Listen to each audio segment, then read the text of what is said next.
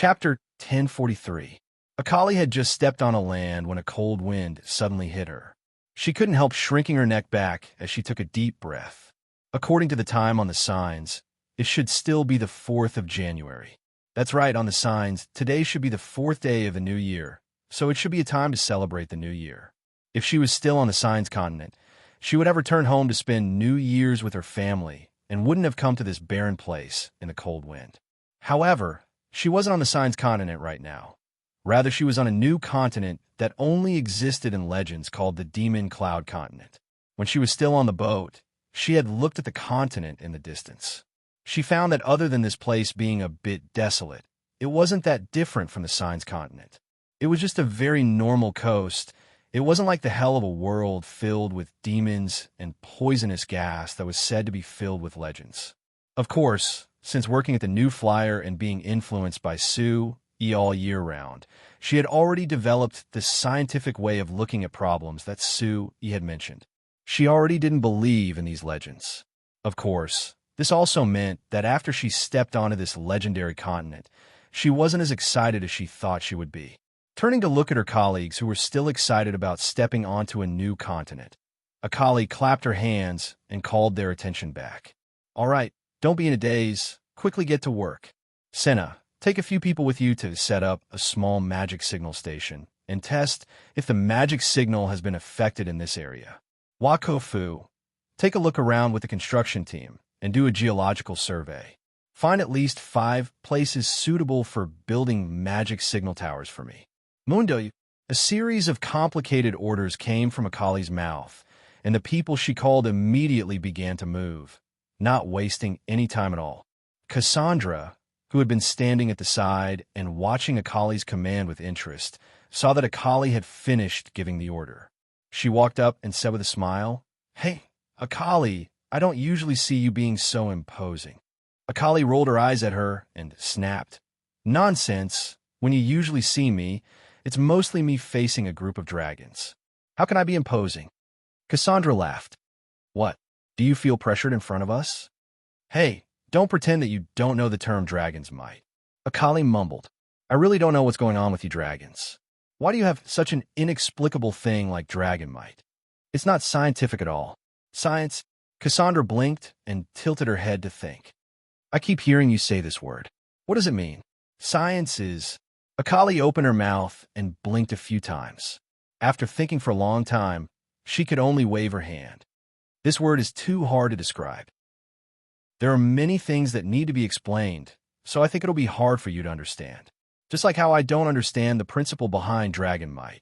Actually, you humans always say that we dragons have a natural dragon aura that makes you feel fear. In my opinion, it's just that you naturally feel fear after seeing our huge bodies, right?" Cassandra tried to explain.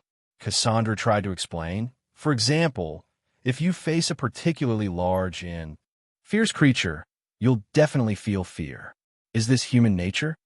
Woo! What you say might be very reasonable. For example, after you turn into your human form, the pressure I feel from you is much smaller. Akali thought for a bit before clapping her hands. "All right, we didn't come here to discuss this. We still have proper things to do. Cassandra, can you fly up and see if there's any suitable large flatland nearby?" "No problem," Cassandra replied. She slowly flew into the sky and turned back in her dragon form. With a flap of her wings, she instantly flew into the distance. It would be great if the magic airship could be as agile as the dragons. Akali looked at Cassandra in the sky and couldn't help muttering this. She then shook her head and gave up this absurd idea. Even if the magic airship could be as agile as the dragons in the sky, it wouldn't be practical because there would be too much pressure on the people inside. Akali was curious before, and because of Cassandra's invitation, she rode on Cassandra's back and followed her through the sky a few times. When they were still in the sky, Akali almost fainted. When she landed on the ground, she immediately vomited all over the place. Akali's body was considered quite good, but since she couldn't take it, it meant that most humans couldn't take this kind of flying. Akali shook her head to throw this strange thought to the back of her head and focused on the main task at hand. Akali and the small team she led came to the Demon Cloud continent to prepare to build a magic signal tower on the coast. Then, through the transmission, they would be able to contact Shinfei Island that was 700 kilometers away. According to the plan, they would build the Frestek Chamber of Commerce's first base on the Demon Cloud continent around this magic signal tower. Then with this magic signal tower as the starting point, they would lay down more magic signal towers bit by bit. While laying down the magic communication network, they would keep expanding the Frestek Chamber of Commerce's influence, affecting the continent even more. The first step of this large project was the most difficult, so Akali personally led the people who came with the fleet to the continent. According to the exploration of the New Flyers Advance team in the past half a year, this coast was quite flat and there weren't many traces of intelligent life, so it was a very suitable place to build a base. Although this place was over 10,000 kilometers away from the Frestek Chamber of Commerce's main base, every other month, the Frestek Chamber of Commerce would send a large amount of materials to them. So they had already finished their preparations, and now that they were on the Demon Cloud continent, everything began in an orderly manner. As for the magic signal tower, Akali and her team were very familiar with it. She didn't need to give any orders as her subordinates quickly began to work. After a while, Senna's group had finished setting up the small magic signal tower. According to the preliminary tests, there was no change in the magic signal within 5 kilometers. It was almost the same as the magic signal from the Signs Island. This without a doubt proved that the Demon Cloud continent wasn't that mysterious. It was very similar to the Signs Island, and there wasn't any difference at all between them. This result made Akali's group much more assured. What they were worried about the most was that the magic signal on the Demon Cloud continent was different from the Signs Island. They needed to do some very complicated work to test it and then do the rest of the work. Now that they had proven that the magic signal was the same everywhere, the rest of the work was much simpler. In the blink of an eye, a small camp was built. Thanks to the rich supplies brought by the voyage fleet each month, they could easily build these simple houses that looked very simple, but were actually very sturdy. Then they installed magic air conditioners, magic stoves, and other heating facilities, and finally covered them with blankets, creating several warm and comfortable barracks. Because they were by the sea, Akali's group only needed to use the magic seawater purifying machine that New Flyer had developed last year, using the 5th grade water magic spell as the core to obtain an endless supply of fresh water. After preparing a special barack and installing the magic air conditioners and magic water heaters, they even had bathing facilities that they couldn't even imagine when camping in the wild. Over the years, in order to complete Su Yi's goal of covering the signs with magic signal, Akali often ran outside. Camping in the wild was a common thing for her. After doing this many times, she thought of many ideas to make her life in the wild more comfortable. It could be said that most of the things in the camp were made by her request to Su Yi, and with Su Yi's guidance, the company's Academy of Magic and the Magic Machine Development Center were all made. Because of this, Su Yi often teased her that she wasn't willing to suffer and liked to enjoy. However, Akali felt that this was natural. Working in the wild was so hard. How could she not treat herself better? Moreover, this time they were working on another continent that was over 10,000 kilometers away from the company's main base, so it was hard for normal people to imagine. Thinking of this, Akali suddenly cursed in her heart. She was in too much of a rush this time and forgot to bring a magic illusion projector. Now she wouldn't be able to watch the magic illusion projector to pass the time when she was bored at night. She couldn't just drag Cassandra to study the magic signal, right? Thinking of Cassandra, Akali felt a bit strange. It had already been an hour since Cassandra left. With Cassandra's flying speed, she could have flown 50 kilometers in this time. So why wasn't she back yet? When she looked up, Akali saw a black spot in the sky, quickly becoming bigger. Hey, I thought that she ran off to play. After seeing that it was a dragon, Akali shook her head and calmed down. But after that, she was surprised and felt that something was wrong. When she looked up again, she found that the dragon wasn't Cassandra at all, because this dragon was black in color. Chapter 1044. Akali had been with the dragons every day for the past half a year, so she didn't feel that there was any mystery to the dragons in the legends. She also knew many things about the dragons. The dragons were the same as humans. Although other races saw them as a whole, the dragons were also divided into several categories. The most common one was the color of their skin. Cassandra's dragon form had dark red skin, so she was classified as a red dragon. She belonged to the dragon race with the most gentle emotions. Correspondingly, the dragon race with the most violent emotions and the dragon race that left behind the most bad things in human legends was the black dragon race. The dragon flying over now had dark skin and a long horn on its forehead, which was a characteristic of the black dragon race that Cassandra had mentioned before. "There's a black dragon coming. Be on guard," Akali quickly shouted out. At the same time, she used the magic communicator to send this message to the other teams that were scouting the area. Hearing this warning, everyone in the camp quickly stopped what they were doing and quickly gathered in the center of the camp. In order to ensure safety, there were 100 new flyer guards that came with Akali and the other researchers. They were carrying quite a few high-end military magic machines and were also equipped with a mobile magic protection device, which was enough to protect everyone from the attack of a dragon. So including Akali, when everyone saw the black dragon flying over, they weren't that nervous. Rather, many people had excited looks as they looked at the dragon with curious gazes. They had only seen red dragons on Fire Rock Island. This was their first time seeing the legendary black dragon. After a while, the black dragon was already above the camp. At first, it was just casually flying, not noticing the existence of the camp at all. When it finally noticed the campsite on the ground, it circled twice in the air before swooping down and flying toward the campsite at high speed. Prepare to meet the attack. Seeing that this black dragon was heading for the camp, the Frestec Chamber of Commerce's guard captain, Zeres, gave a roar. The 100 Frestec Chamber of Commerce guards under him all raised magic bazookas that were twice as thick as their arms. Zeres silently watched the black dragon come closer before raising his right arm to bring it down. Release!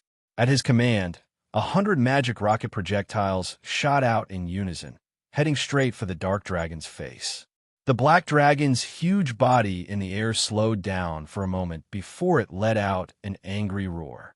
From his point of view, the fact that these little bugs underground dared to attack him was simply outrageous.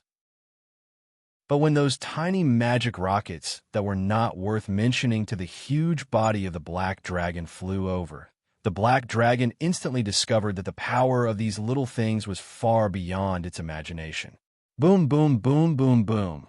Countless flames erupted in the sky. The huge body of the black dragon that was originally diving down violently swayed a few times in the sky before tilting to one side. Then, it heavily smashed into a small hill about a few hundred meters away from the camp, causing the earth to shake. Seeing this, Akali had a strange expression on her face. Cassandra and her red dragon clansmen all had thick skin. If they appeared in their dragon form, they could block 7th grade magic and below with just their bodies. The magic bazookas that Zeres and the others were holding were the new models that New Flyer developed last year. Although each magic bazooka was very strong, it was at most comparable to a normal 6th grade fire spell. Why did this black dragon seem like it couldn't take a single hit? It had to be known that when Cassandra was training with the New Flyer guards last month, she wasn't this weak. However, Akali and Zeres didn't relax their vigilance. The vitality of the dragon race was very strong, so even if they were heavily injured, they still had a very strong killing power.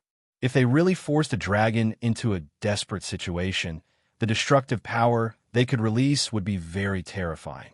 After a while, the black dragon crawled up from the ground. His body trembled as he shook off the thick dust on his scales. At this time, he no longer had the arrogance he had when he was in the sky. Rather, he was filled with anger. As a noble black dragon, he had actually been knocked down from the sky by these trivial humans. This was simply a great shame. The black dragon gave a roar that was like thunder in the sky. He opened his mouth and spat out a giant fireball that was close to 10 meters in diameter that flew in the direction of the camp. The New Flyer guards normally fought against high-grade magicians and even great magicians during their training, so naturally they were very clear on how to deal with magic attacks. Seeing this giant fireball, there was no need for Zeras to give the order. Several guards quickly took out a magic bazooka that was painted sky blue and stuffed it into the magic bazooka before firing it at the fireball. This entire action was very clean. It didn't even take 2 seconds.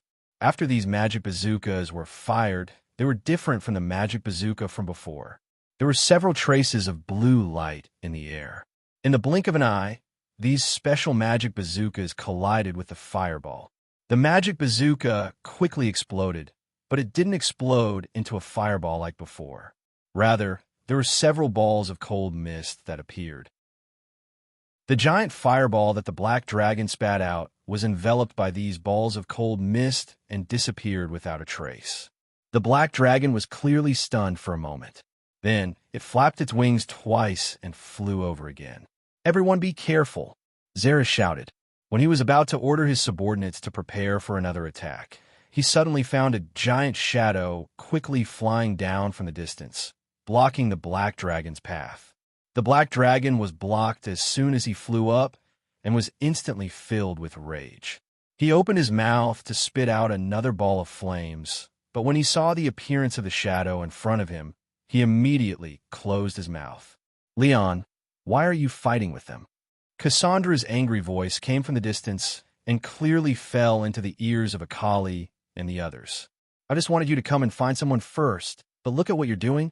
Is there only one thought in your head? Fight with others? If you do this again, believe it or not, I'll beat you up every time I see you in the future." Akali looked at Cassandra, who was still in her dragon form, scolding the black dragon in a daze with a strange look on her face.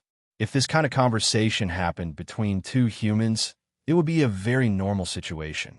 But now, it was a dragon scolding another dragon loudly. This situation was simply as strange as it could get. Cassandra scolded for a few minutes before stopping and flapping her wings to fly over. As soon as she landed, she transformed into her human form. "Hey, Akali, are you okay?" "No." Akali shook her head and looked with interest at the black dragon, who was still squatting on a small hill in the distance, looking quite aggrieved. "Cassandra, do you know this black dragon? Didn't you tell me that black dragons have the worst tempers among your dragons? Why do I see him so obedient in front of you?" "Oomph. I've beaten him since he was a child. How dare he be disobedient in front of me?" Cassandra snorted coldly. Akali and the others looked at each other with strange expressions. From what Cassandra said, if her relationship with this black dragon was described in human terms, it could be called childhood sweethearts. "Okay, I'll call him over and introduce him to you." Cassandra turned and sent a signal to the black dragon on the small hill in the distance. The black dragon immediately flew over and then carefully landed in front of everyone. "Hey, why aren't you transforming into your human form yet? You're so big. Do you want me to raise my head and talk to you?" Cassandra reprimanded the black dragon again. The black dragon made a dull sound as a response. Then, his figure changed and turned into the appearance of a young human man. "It really is a male dragon," Akali muttered in her heart as she reached her hand out to the human man that the black dragon had turned into. "Hello, my name is Akali. I'm Cassandra's friend. Nice to meet you." The black dragon glanced at Akali's outstretched hand and snorted disdainfully. "Lowly human, who would shake hands with you?" As soon as his voice fell, Cassandra slapped him on the head. "Do you believe that I won't drive you back now? Talk to me properly." The black dragon looked aggrieved and glanced at Akali bitterly. Then, he reluctantly stretched out his hand and shook it casually. "My name is Leon." Akali didn't mind his attitude. After looking at him and Cassandra a few times, she curiously asked, "Hey, Cassandra, can you tell me what's going on with you? You're a red dragon, and he's a black dragon. Why do you look so familiar? Moreover, you said that you've beaten him since he was young. Could it be that you lived together when you were young?" Cassandra waved her hand. "That was over 1,000 years ago. I almost forgot about it. Anyway, it's fine as long as you know that my relationship with him isn't bad. Actually, I just contacted him before and told him that you were here, saying that you brought many fun things. I never thought that he would come here today. If it wasn't for me bumping into him, he might have already charged to our island." "Oh, fun things?" Akali looked at Leon in surprise. You're also interested in the magic sedan and the magic illusion film? Leon replied in a deep voice. I don't know what you're talking about. But Cassandra said that these things were fun, so of course I had to take a look. Akali rolled her eyes before laughing. If even a black dragon like Leon was interested in the new Flyers products, that really was great. Chapter 1045. Liang's appearance didn't disturb the progress of Akali and the others, so everything went on as usual. But Liang had planned on flying directly to Cinder-classed Island, but now that he met Cassandra, he stayed behind and finished her work with her. Cassandra was coming to the Demon Cloud continent with the Frestech Chamber of Commerce's team this time. Other than leading the way, the most important task was to find a suitable open space to build a large enough racetrack. Since the new Flyers fleet came, the Red Dragon tribe that Cassandra belonged to had been attracted by the magic race car and the magic illusion film. After a few months of familiarity, the Red Dragon tribe who loved racing were no longer satisfied with just racing on Cinder-classed Island. They wanted a wider space for them to race freely. So the new Flyer proposed a cooperation at this time. They hoped that the Red Dragon tribe and the new Flyer would cooperate to build a base on the coast of the Demon Cloud continent near Cinder-classed Island and Shinfei Island. This base included a huge racing track where the dragons could race to their heart's content. The new Flyer even proposed to help the Red Dragon tribe create a professional race for them to compete with each other. Cassandra loved racing very much and was the most familiar with the new Flyer, so she naturally became the person in charge of this matter for the Red Dragon tribe. Lei Ong, the black dragon that suddenly appeared, had been following behind Cassandra for the past few days. He flew with her to find a suitable place and watched her communicate with the new Flyer. It didn't take long for him to become familiar with Akali and the others. So not long after, Leong made a request. Hey, Akali, since your company can cooperate with Cassandra's tribe, can you cooperate with our tribe? Akali looked at him with a smile, thinking that she had been waiting for him to say this for many days. It's not impossible, but our company has just set foot on this continent, and there are still many things to prepare. And most importantly, we don't know what your tribe's attitude is, so it's hard to say. Akali purposely put on a difficult look. Our tribe will definitely be fine. Leong patted his chest and promised. As long as I go back and tell the clansmen that Cassandra and the others are doing these things, they will definitely not object. Cassandra snorted. Don't brag too early. Those stubborn fellows in your clan might not be able to accept these new things. Leon lowered his head and did not refute Cassandra's words. Seeing him like this, Akali felt a little strange. Be it in the legends or in Cassandra's description, the black dragons were known for their violent temper. Why did Leong not show any violent emotions, while Cassandra was more concerned about the stubbornness of the black dragons? Even a prideful guy like Leong couldn't refute this point. It could be seen how stubborn the Black Dragon clan was. Let's put aside whether we accept it or not, because we can give it a try first. Akali said to Leong with a faint smile, Leong, we can give you some magic sedans and magic projectors for you to take back. See if your clansmen will accept it. If they can, then we can cooperate. Then what if they don't accept it? Leong asked, is there no possibility of cooperation? No, if they don't accept it, it means that our products aren't good enough. You and your clansmen can give suggestions based on these things, and we can modify them based on your suggestions. Akali revealed a smile that revealed her white teeth. Our Sir Chairman has said that there is no product that can't be sold in this world. It's just that you haven't found a suitable buyer. Leong looked at Akali in a daze. Your chairman really is strange. Akali gave a shrug. She thought that if Sir Chairman, who was 10,000 kilometers away, heard this evaluation from a black dragon, he wouldn't even knit his brows. After all, there were quite a few signs who thought that Sir Chairman was strange and even crazy. Perhaps it was because he could feel the sincerity in Akali's words, but Leong seriously considered Akali's words for the first time. Then he expressed that he would properly communicate with his clansmen and strive to cooperate with New Flyer. Akali was very satisfied with this. If the Frestech Chamber of Commerce could reach a cooperation agreement with a legendary violent black dragon race, it would be very meaningful to their development on the Demon Cloud continent. Right, Akali, since you are a human company, why don't you do business with humans and come to do business with our dragon race? Isn't this very strange? Leong suddenly asked. Akali was startled. Although Cassandra had told her before that there were humans on the Demon Cloud continent, because the exploration team they had sent out before had not found any traces of humans within a radius of nearly 1,000 square kilometers. Plus, the information given by Cassandra was uncertain. They had not been sure about this. Now that Leong suddenly said this, didn't it mean that he had clear information about the humans on the Demon Cloud continent? You asked if there are any humans on this continent? Of course there are. Leong seemed a little strange to Akali's question. Although humans are very weak, they should be the fastest developing race on this continent. I remember that more than 1,000 years ago, there was only a small human tribe near our tribe, adding up to only a few hundred people. Now, it has become a large gathering of humans. I estimate that there are at least tens of thousands of people. Tens of thousands of people. Akali's eyes widened with joy.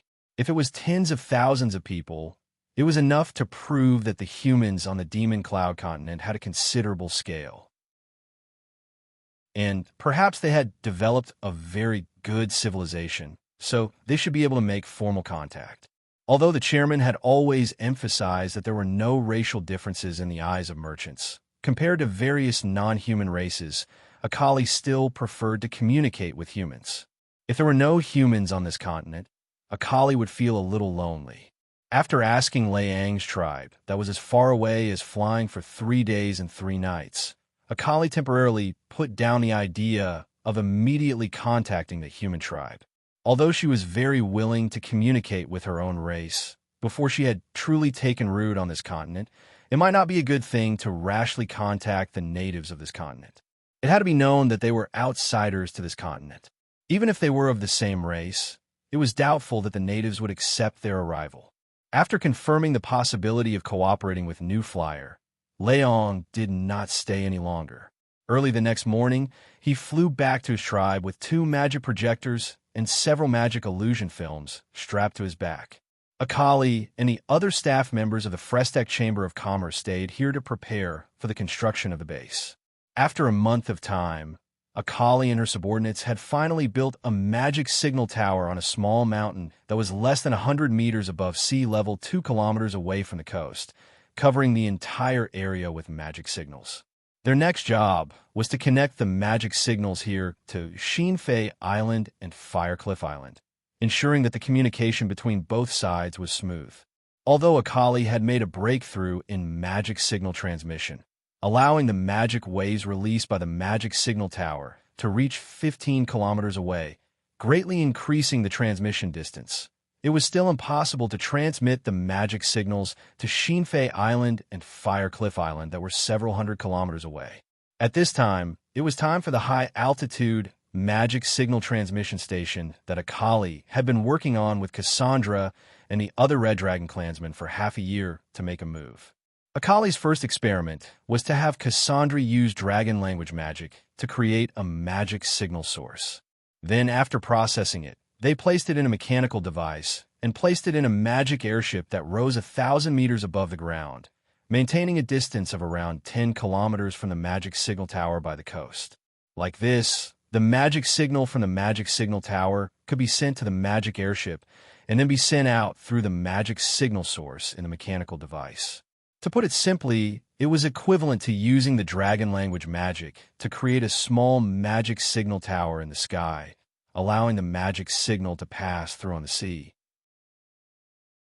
Actually, even if they didn't use the magic airship, they just needed to place a floating array around the mechanical device to make it float in the sky.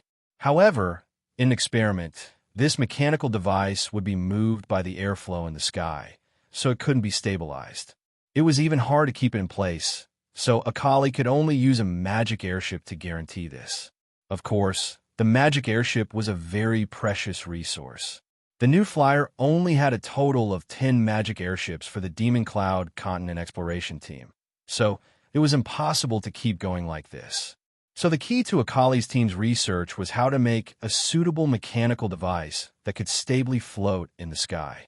If they could solve this problem, a colleague could confidently say that there wouldn't be a problem even if they could directly communicate with the signs in the future. However, this problem wasn't something that a colleague's research team could solve. They needed the New Flyers Magic Machine Development Center to research this. So Akali didn't hesitate to send this series of problems back to the New Flyer headquarters through the fleet.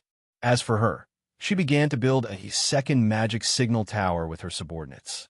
Sui had told her before that wherever the magic signal could reach, it was New Flyer's territory. Chapter 1046. Compared to the hardships Akali and the others had to go through to build a complete magic communication network on the Magic Cloud continent, the situation in the signs was much better. Ever since the New Flyer had built a complete magic communication network in the Principality of Constantine, after nearly a decade of development, not only did the New Flyer's magic communication network cover almost every inch of land in the competing countries in the southwest of Signs, but it also covered most of the other countries in the continent. After experiencing the convenience of long-distance real-time communication, the fixed magic communication devices and portable magic communicators of a New Flyer that weren't valued much before began to sell like hotcakes. Because the magic communication network still had various flaws in its early stages, Sui didn't promote it to ordinary people for the time being. Therefore, the fixed magic communication devices and magic communicators were priced at an extremely high price. The fixed magic communication devices were sold for as high as 130 gold coins, while the magic communicators were sold for 80 gold coins. It was far from what ordinary people could afford. However, this didn't stop the enthusiasm of the merchants and nobles who always paid attention to appearances. In less than 4 months this year, more than 84,000 sets of fixed magic communication devices have been sold, and more than 56,000 magic communicators have been sold. Just these two products alone brought in a huge sales volume of more than 15 million gold coins for the New Flyer. Moreover, these two products were still in the stage of making huge profits, so the profits of the New Flyer exceeded an astonishing 12 million gold coins. Compared to other household magic machines whose profits were gradually decreasing, products related to the magic communication network could undoubtedly bring a higher profit margin. Moreover, the prospects were broad, and the potential was almost limitless. Therefore, the Xinfei Chamber of Commerce, which was mainly responsible for the production of these two products, put most of their energy into promoting and producing these two products. At the beginning of April, the Xinfei Chamber of Commerce signed a cooperation agreement with the Kamla Empire and the Malur Empire. According to the agreement, the Xinfei Chamber of Commerce would cooperate with the Amsterdam Chamber of Commerce and assist the two empires to further expand the magic communication network in their territories. It was estimated that the first phase of the project would take 5 years to complete. The goal of the first phase of the project was to ensure that all major cities in the two empires were included in the unified magical communication network to facilitate communication between the two empires. At the same time, according to the estimates given by the Xinfei Chamber of Commerce and the Amsterdam Chamber of Commerce, the first phase of the project would have 3,600 to 3,800 magic signal towers in the Kamla Empire and around 3,000 magic signal towers in the Malur Empire. Combined with the investment in other lines and maintenance, the total investment for the first phase of the project was estimated to exceed 300 million gold coins. This was undoubtedly an extremely large project.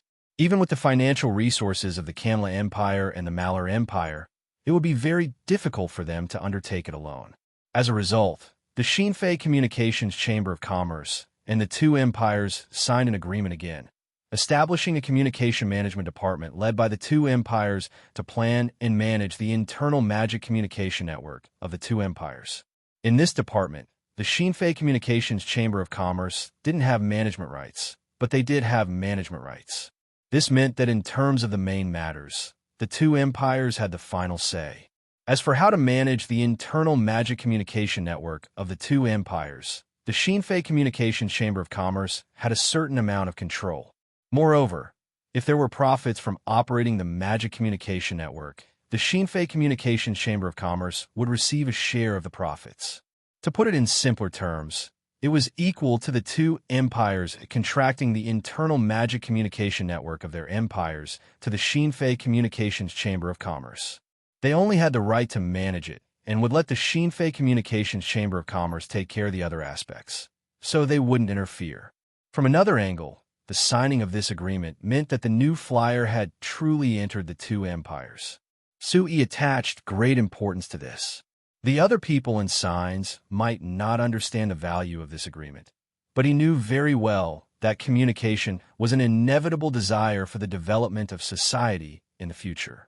It would completely sweep the entire world with an unstoppable momentum. If the development of communication in this world could be as smooth as it was on Earth, then he believed that he would be able to see the spectacular scene of people on this continent holding a magic communicator in their hands in his lifetime. Of course, before that, he had to solve a very important problem first. Hashtag, hashtag, hashtag, President. Look, this is a new result of my research based on the multi-threaded magic synchronization theory proposed by Mentor Carmilla last year. Sanshell held a metal disc that didn't look so regular with both hands. He held it in front of Sui as if he was presenting a treasure. Sui curiously took it. After looking at it for a while, he asked, "What is the specific use of this thing?" Sanshell chuckled and pointed at the metal disc. "Sir President, try injecting mana into it." Sui pondered for a moment. The magic in his body moved, and a trace of magic entered the metal disc. As soon as the magic entered, the metal disc suddenly lit up with a pale green light. Then a breeze blew on the disc, forming a small cyclone. "You set up a whirlwind spell formation in it?" Sui asked Sanshell in puzzlement. "If it was just such a simple thing, you wouldn't have specially brought it out for me to see, right?" "Of course it's not that simple." Sanshell smiled and raised his hand. He stretched out a finger and pressed it against the metal disc. Sui soon felt a different kind of magic entering the metal disc. He couldn't help but frown slightly. If the magic of different mages collided directly, the consequences would be unpredictable. If it was light, it would cause magic chaos and make people feel uncomfortable. If it was serious, it would cause magic turbulence and possibly cause all the magic in the body to collapse. However, since Sanshell dared to do this, of course, he was confident. Therefore, Sui didn't withdraw his magic power and just observed carefully. After Sanshell's magic power entered the metal disc, it was obviously guided to another place. It didn't interfere with the magic power that Sui had probed. Then, a small flame rose from the metal disc, just right next to the small whirlwind that Sui had condensed with magic power. The wind from the whirlwind blew the flame and swayed gently. It looked like a candle lit outdoors, making people worry that it would go out at any time. Seeing this situation and sensing that the magic power that belonged to him and Sanshell were flowing along different tracks in the metal disc, Sui's heart stirred. He asked, "Sanshell, this thing can allow different magic powers to guide different magic elements to generate magic at the same time?" "Yes, this is an extension of the multi-threaded magic synchronization theory proposed by Teacher Carmilla." "What do you think?" Sanshell asked with a smile. Sui pondered for a moment and shook his head gently. "Although it's a little novel, if it's only to this extent, I'm afraid it's not as technical as the magic toy when I first met you." "Of course it's not just that. Please take a look, Sir President." Sanshell motioned for Sui to withdraw his magic power, then retrieved the metal disc and came to the side of an extremely strange-looking metal instrument placed in his private laboratory. "Sir President, this thing is actually just a control core. If you want to show its true function, you need to look here." After saying this, Sanshell stuffed the metal disc in his hand into a groove in the upper part of the metal instrument, then went to the side and pressed a button. Sui immediately found that at least 100 different attributes, frequencies, and specifications appeared in the laboratory at the same time. Simply put, they were completely different magic power fluctuations. These more than 100 magic power fluctuations came from all directions at the base of the metal instrument, and then they all converged at the place where Sanshell had inserted the metal disc. Then the metal instrument emitted a variety of lights of different colors, and then hundreds of different types of low-level magic appeared from it, dazzling the eyes. These magic spells were not just simply manifested, but even affected each other. For example, the one manifested at the top was the icicle spell. An icicle fell from above and then fell into a pool of water below, causing the pool of water to emit traces of cold air. Then, a flame spell suddenly appeared, roasting at a high temperature below. As a result, the pool of water, together with the icicle inside, turned into mist, evaporated, and was completely wrapped in a mass of air. A moment later, this mass of air transformed into a small dark cloud and drizzled. The rain fell and sprinkled on a lump of soil condensed using earth magic elements, moistening the originally hard soil until it gradually softened and finally turned into a puddle of mud. Looking at this small magic display that seemed to simulate an ecological environment, Suyi's first thought was that Sandshell must be very bored when doing research, so he thought of using magic to do these things.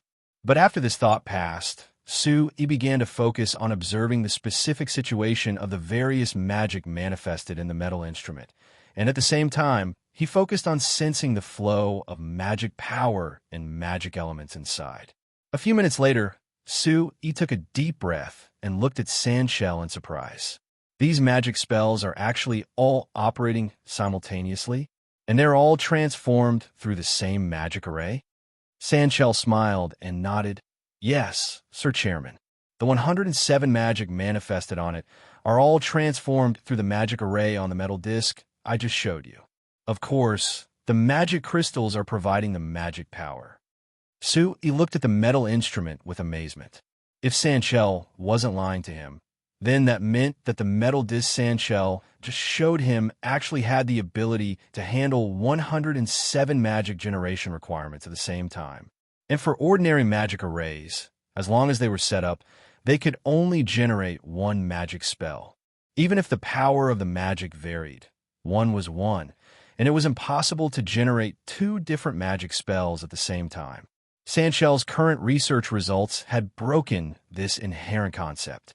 And if this research continued, not only would there be a chance to solve the urgent need of multi-threading synchronization in the magic communication network, but it was even possible to create a computer of this world. Chapter 1047. Today was the 7th of May. Whether it was for the Principality of Constantine or all of Signs, it wasn't a special day because it wasn't a holiday and there wasn't anything special happening. It was no different from a normal day. But for Sui, this day was a bit special because this was the day he transmigrated to this world. Moreover, this year's 7th of May was exactly 20 years since he transmigrated to this world. He remembered that on this day, 10 years ago, which was also 10 years after Sui transmigrated to this world, Sui had specially come to a quiet place by himself. He had calmed down and spent some time by himself, reminiscing about his time on Earth. However, on this day that had been 20 years since he transmigrated, he didn't have any thoughts of reminiscing about it. After staying in this world for a long time, when he thought of the time on Earth, other than a trace of longing for his family on Earth, he didn't feel any sadness or sentimental emotions at all. The current him was already a person of the Signs continent. He had his family, his career, and his dreams on this continent. Many times when he thought about this matter, he would feel that, in fact, compared to being an ordinary researcher on Earth and living a mediocre life, after transmigrating to this world, working hard to create a complete industrial system and working hard to achieve comprehensive industrialization was more meaningful and more fulfilling. Look, walking on the streets now, there were flat roads and magic cars that were quickly moving on the roads. This showed that the people of this world had changed greatly in terms of transportation. There were tall buildings that were over 10 stories tall on both sides of the roads. With all kinds of household magic machines in the houses, it showed that the people of this world had changed greatly. The people walking on the streets were filled with energy and had red faces, looking very healthy. It could be seen that people's diet had improved. As for the clothes they were wearing, there were many different colors and styles. It couldn't be compared to the gray and white clothes that Sue saw when he transmigrated to this world. It could be seen that people's clothes had changed greatly. Food, clothing, shelter, and transportation, the four basic needs of humans, had greatly improved over the years. And the reason for these improvements was without a doubt the contribution of the magic machine industry that Sue had brought. At least in the Principality of Constantine and the southwest corner of Signs, people only praised the new flyer when they mentioned it. They thanked the new flyer for bringing such a large change to their lives. Sue was very satisfied with this, so he decided to stop moving forward for a bit on this special day. "Dad, look, it's Mom." Freya suddenly pointed to the right as she shouted. Sue looked in the direction Freya was pointing and saw a giant magic illusion that projected Steel's figure. "Oh, it's Mom." "Freya, let me test you. Do you know where your mother is right now?" Sue asked with a smile. Freya nodded, tilted her head, and thought for a moment, then clapped her hands. "I know. Mom went to the Lampari Kingdom 3 days ago, and Aunt Seventy is by her side.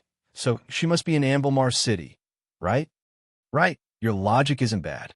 Sue praised her with a smile. He looked up at Steel, who was reading a statement with a faint smile and a magic illusion. Steel had indeed gone to the Lampari Kingdom 3 days ago. She went to the Lampari Kingdom this time to discuss with the Lampari Kingdom about increasing the coverage of the magic illusion projector. They wanted to make it so that not only would all the cities in the Lampari Kingdom see the magic illusion projector, even all the towns and villages could see it. Based on the fact that she was standing with 70 to read the statement, her discussion with the Lampari Kingdom should be very smooth. Of course, the large cities of the Lampari Kingdom already had the magic illusion projector, and it had been well received. Now that the new Moon Chamber of Commerce was willing to pay for it, the Lampari Kingdom naturally had no reason to reject them. After all, this thing could bring more entertainment to the citizens of the Lampari Kingdom. At the same time, it could let the Lampari Kingdom use the scheduled news weekly to announce some policies to the citizens. It was much more efficient than giving out documents and letting the city lord manor of each city think of a way to advertise it. According to what Still had said before leaving, because of the large use of the new Moon Chamber of Commerce's magic illusion projector, not only the Lampuri Kingdom, there were many other countries that were discussing cooperation with the new Moon Chamber of Commerce. Even the two empires had already extended an olive branch to the new Moon Chamber of Commerce, warmly welcoming the new Moon Chamber of Commerce to invest in the two empires. The reason why the new Moon Chamber of Commerce was sought after by the various countries, other than the large advertising benefits of the magic illusion projector, there was another important reason, which was that the various countries didn't need to invest in it. This was because the new Moon Chamber of Commerce could set up the magic illusion projectors in each city, so they didn't need to invest in anything else. This method was simply stupid in the eyes of many people, because even if one ignored the large-scale magic illusion projection device that needed to be installed in each city, just maintaining the people responsible for the operation of the magic illusion projection device in each city would cost a large amount of money. The new Moon Chamber of Commerce doing this was like throwing gold coins into the water to many people. There were even many people who guessed that the new Moon Chamber of Commerce was being supported by the new flyer. Otherwise, with just the new Moon Chamber of Commerce, it was impossible for them to support this large investment. As the new Moon Chamber of Commerce expanded their business, the new flyer could only continue to invest in this bottomless pit. But there was no other way, who told the new Moon Chamber of Commerce's president, Miss Steele, to be the most treasured wife of the new flyer's president, Sue. However, Sue was very clear that these people were wrong. In this aspect of investment, the new Moon Chamber of Commerce not only didn't lose money, but also made a lot of money. For most people, the way companies made money was nothing more than selling products. For the new Moon Chamber of Commerce, they only invested a large amount of manpower and resources, but didn't see any income. This was simply burning money. But what they didn't know was that the new Moon Chamber of Commerce also sold products, which were various magic illusion movie modules. As the new Moon Chamber of Commerce produced more and more magic illusion movies, the new Moon Chamber of Commerce's income in this aspect also increased. According to what Steele said, in the past year, the New Moon Chamber of Commerce had earned over 700,000 gold coins from this aspect. Although this number didn't seem like much, the profits in this aspect were very stable. Moreover, as the magic illusion projectors became more and more popular, it was actually a very good profit. Moreover, this was only a small part of the New Moon Chamber of Commerce's profits. In the past year, the New Moon Chamber of Commerce's profits had already reached over 8,700,000 gold coins. Although compared to the 140 million gold coins the new flyer made last year, this profit was clearly not enough, but no matter what, it couldn't be considered a losing business. And in this 8,700,000 gold coins profit, the biggest part was actually advertising. That's right, advertising. The New Moon Chamber of Commerce had set up large-scale magic illusion projectors in each city.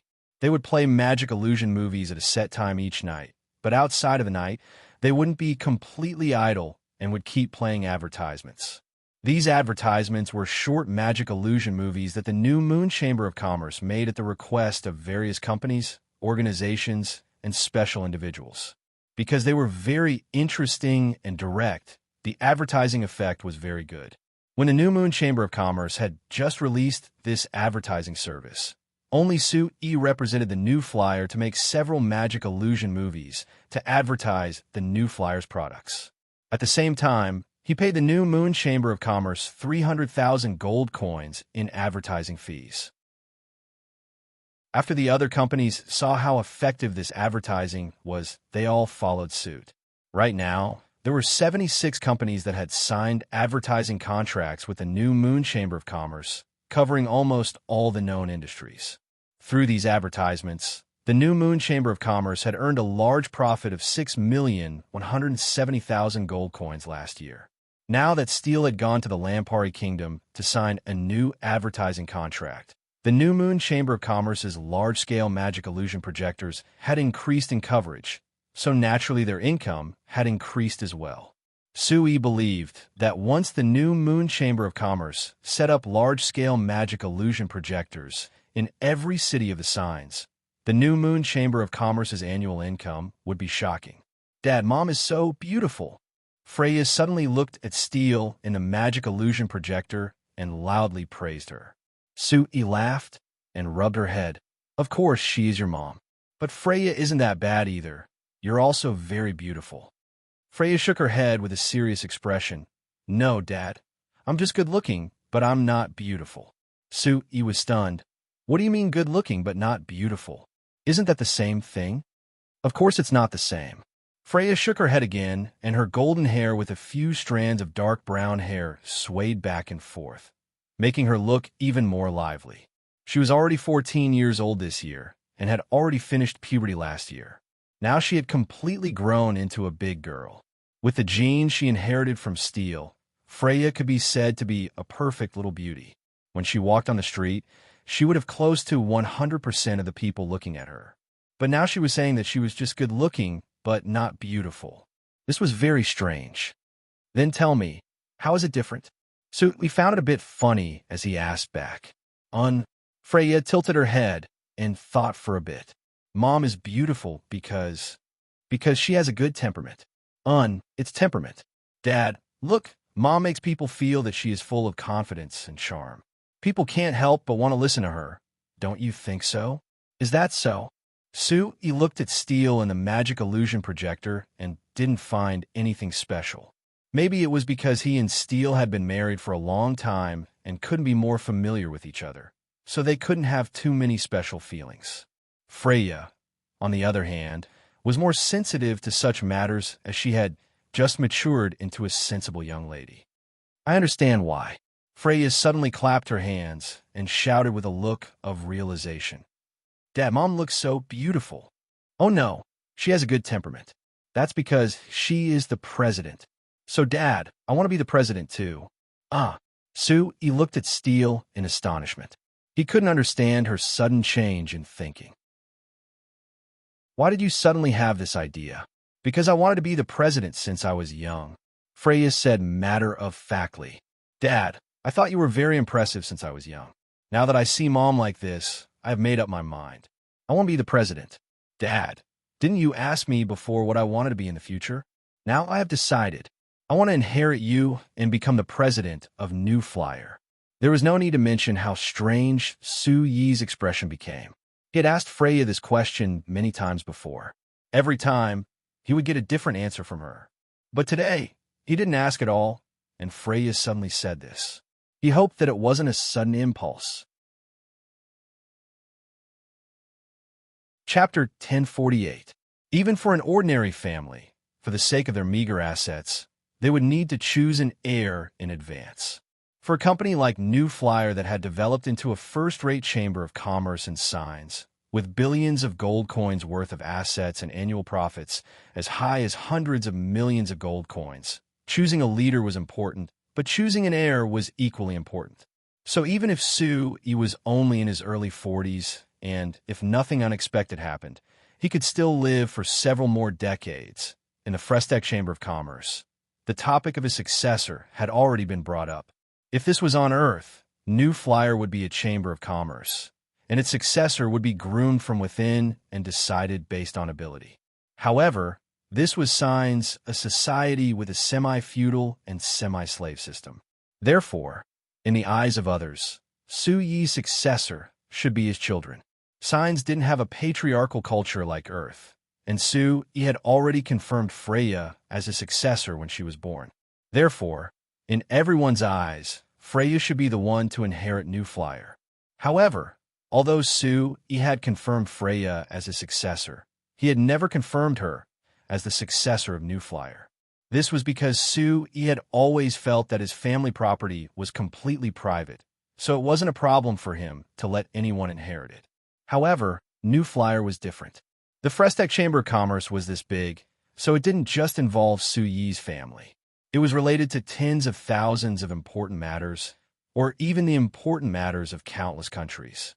Since the Frestek Chamber of Commerce was this important, their leader had to be someone who had the ability to lead the Frestek Chamber of Commerce in the right direction.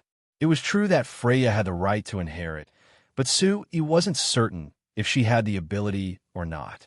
Then again, Su Yi never hoped that his children would choose what they wanted to do in the future according to his wishes. He always respected his children's choice. Therefore, although he spared no effort in educating Freya, it was always based on Freya's preferences. He didn't force her to learn business management and other things that a leader of a chamber of commerce had to learn. Steele had raised some objections to Su Yi's approach, but Su Yi wasn't moved and still allowed Freya to do things according to her preferences. She couldn't do anything about it. Under such an education philosophy, Freya, like many other children, would develop a strong interest in many things from a young age. Then she would study and research, but until now, the only thing that she had persisted in was magic. Of course, Freya's talent in magic was extremely high. In addition, Su Yi was now leading the research on the new type of magic data analysis, so Freya's ability to learn magic far surpassed almost all other magicians. She was only 14 years old, but she already had the ability of a 6th-level magician, which was extremely shocking. However, apart from magic, Freya's interest in other things didn't last for too long. Therefore, when she suddenly declared to Su Yi that she wanted to be a president when she grew up, Su Yi didn't care much. He thought that she was just being inspired by Steele. However, reality proved that Su Yi misjudged Freya's determination this time. After making the declaration of, "I want to be the president of New Flyer," Freya was full of enthusiasm and threw herself into various classes related to the management of the Chamber of Commerce that she used to dislike very much. Even when faced with a large amount of incomparably boring data, she was still full of enthusiasm and didn't show any signs of impatience. This state lasted for more than 3 months, and he didn't see any signs of her relaxing or giving up. Therefore, Su Yi was finally sure that she was serious this time. Since Freya was serious, Su Yi put away his thoughts of watching the fun and began to seriously consider for her. After 3 months of theoretical learning, Su Yi gave Freya a goal. He wanted her to have a detailed understanding of the framework of New Flyer before she became an adult. Therefore, she had to personally experience the various jobs under the name of New Flyer before entering the city. In other words, if she wanted to be the president of New Flyer, then she had to have a sufficient understanding of New Flyer. Therefore, she needed a lot of internships. After some consideration, Freya's first internship department was actually the production workshop under the name of the Shinfei Household Magical Machinery Chamber of Commerce. She was going to be the most ordinary assembly worker. Freya, have you really decided to go? Steele looked at Freya, who had already changed into an ordinary worker's uniform, with a face full of worry. Even if you want to do an internship, you don't have to run off to become a worker, right? If it were up to me, you should go to the Academy of Magic for an internship for a period of time. Anyway, your magic level is now enough to reach the standards of the Academy of Magic. Besides, the technical problems of magic research are the core of New Flyer. You should go there. Don't you think so, Sue? Seeing Steele's pleading look, Sue smiled and shook his head lightly. We should respect Freya's choice. But Sue looked at Freya with a serious expression. Freya, I'll remind you again. You're going there for an internship, not to play. The work of frontline workers is far more difficult than you think. If you don't have enough mental preparation, you'll definitely suffer a lot. Freya laughed and nodded vigorously. Don't worry, Dad. I've seen with my own eyes what those workers are like when they work. I admit that the environment is very uncomfortable, but I'll definitely persevere. Good. Then I'll remind you again. Don't expect to receive any help from us during your internship at the factory. No one in the factory will give you any preferential treatment. Even your mother, and I won't give you an extra copper coin. In other words, you have to be responsible for your own life. All your sources of income can only be counted on the salary you earn at work. Do you understand? Understood, Freya replied loudly. There was no sign of fear on her face. Sue shook his head lightly. Although Freya was full of confidence, she had never suffered like this before. She couldn't imagine how much trouble she would encounter if she were to live alone. Whether or not she could hold on at that time, Sue didn't dare guarantee anything. Freya Steele opened her mouth as if she wanted to say a few more words. But after looking at Sue, she swallowed her words. Take care of yourself. Freya giggled. She walked over and held Steele's arm. She rubbed her face against Steele's face and said with a playful smile, Mother, you don't have to worry about me. I'm almost 15 years old. I'm not a child anymore. You see, I'm taller than you. Steele smiled and patted away Freya's hand that was gesturing back and forth on her head. She lightly reprimanded, Wait until you're an adult before saying this. Then she sighed softly. Forget it. Since it's your own choice, I'll respect your decision just like your father. Go on. If you can really persevere, then you can be said to be really sensible. Steele and Freya chatted for a while before reluctantly parting ways. Before leaving, Sue took out a small hair knot. This is a magic tool that Elder Lysania specially made for you. It contains an illusion magic that can change your appearance. So fun? Freya curiously took the hair knot and tied her hair. Then, under Suyi's guidance, she injected a trace of magic into the hair knot. The hair knot flashed with a faint light blue light. Then Sue and Steele found that Freya's face had a subtle change. About half a minute later, Freya's face was finally confirmed. Steele looked carefully and couldn't help but frown. Isn't this too ordinary? At this time, standing in front of the two, Freya's face and facial features were ordinary. No matter how you looked at it, she was just an ordinary little girl that couldn't be distinguished if she was thrown into a crowd. She didn't have the beauty and lively temperament of Freya. It's good that she's ordinary, if she still goes to the factory with her original appearance. Even if we don't talk about her identity, her appearance alone will bring her unnecessary trouble. Sue said. Freya didn't mind her appearance becoming ordinary at all.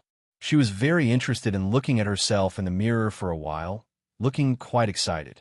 After asking the various questions that needed to be paid attention to when using the hair knot, Freya waved goodbye to the two. In the following period of time, she would disguise herself as an ordinary little girl who came from the Lampari Kingdom to work in the Principality of Constantine. She would enter an assembly factory under the Shinfei Household Magical Machinery Chamber of Commerce to do the simplest assembly work. The plan was to last 3 months to half a year. Of course, This job couldn't improve her magic and management skills, so it couldn't last for too long. But Sue-Yi and Freya were very sure that this internship would greatly enrich her life experience, which would be very helpful for her future growth. And Sue-Yi was most pleased that this was a request made by Freya herself. It could be seen that she was seriously considering this matter this time. If she could continue to maintain this attitude and steadily improve herself, then in the future, she would indeed have the ability to take over the new flyer. But for Steele, this matter still revealed a lot of questions. Sue-Yi, why did you agree to Freya's request? Didn't you always say that you wanted her and the other children to have a happy childhood? Sue-Yi looked at Freya's departing figure and sighed softly. Because Kennard is leaving. Chapter 1049. Kennard was leaving. This wasn't something that had happened recently. Kennard had mentioned this possibility to Sue-Yi several years ago, but it was getting closer and closer to the truth in the past 2 years. As the CEO of New Flyer, Kennard had been in this position for more than 10 years. In these 10 years, Sue-Yi was in charge of New Flyer's development and strategies, but Kennard was in charge of the specific operations and the overall operations of the company. It wouldn't be an exaggeration to say that if Sue-Yi could be considered the soul of New Flyer, then Kennard was the brain of New Flyer.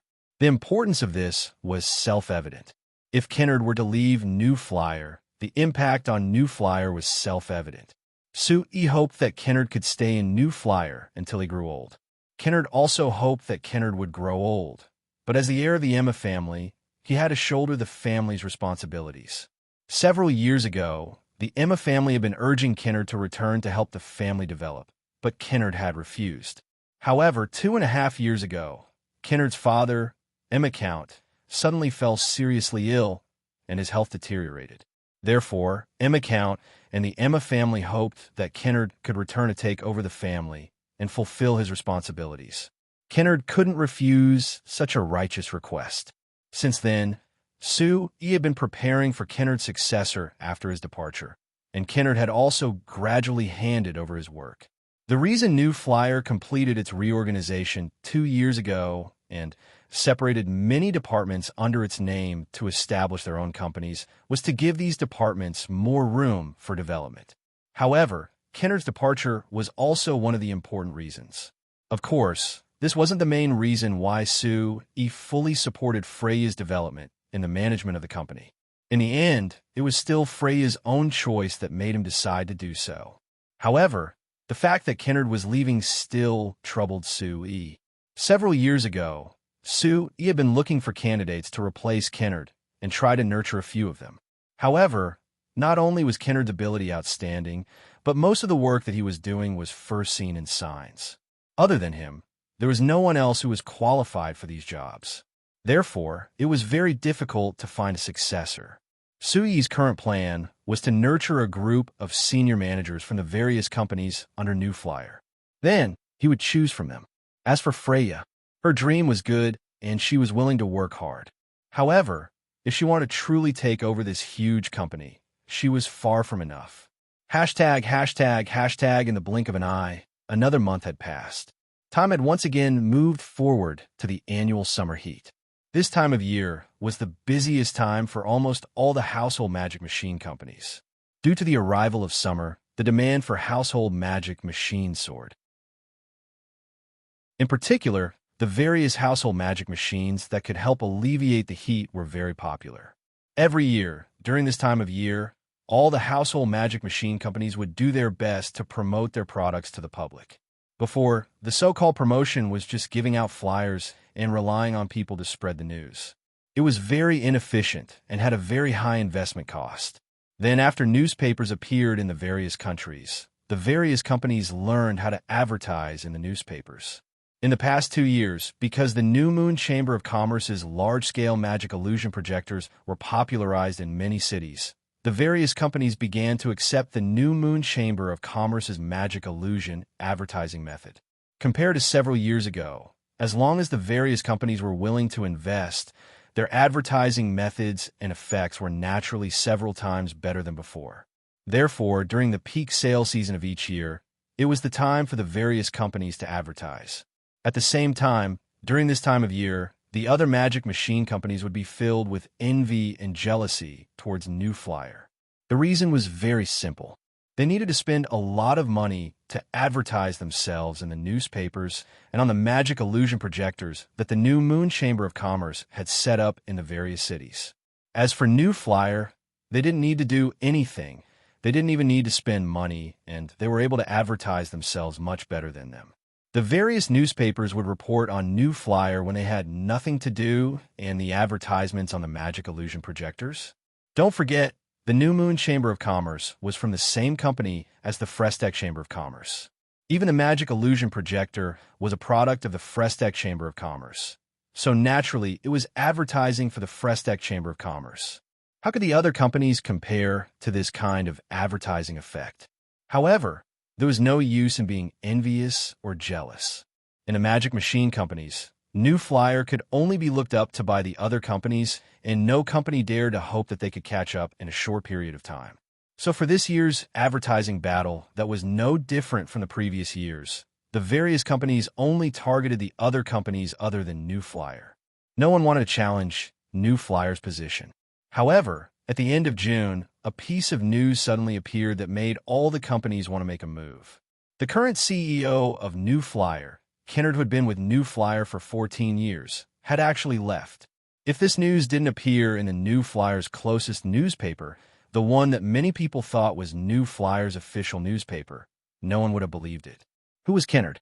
He was the New Flyer CEO. Other than New Flyer, Kennard could be considered the highest position in New Flyer and the most important person. Him suddenly leaving New Flyer, it was hard to imagine just how serious of an impact it would have on the Shinfei Chamber of Commerce. The day after the Banta Times reported this news, the New Flyer's latest Shinfei Magic Machine Industry Weekly also published this news, which was considered an official public confirmation.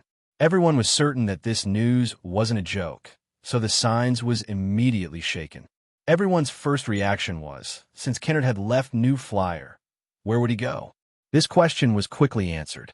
3 days after Kennard announced his departure in the Shinfei Magic Machine Industry Weekly, he appeared in the Lampari Kingdom's Anvilmar City. Then he announced a press conference to announce his future plans.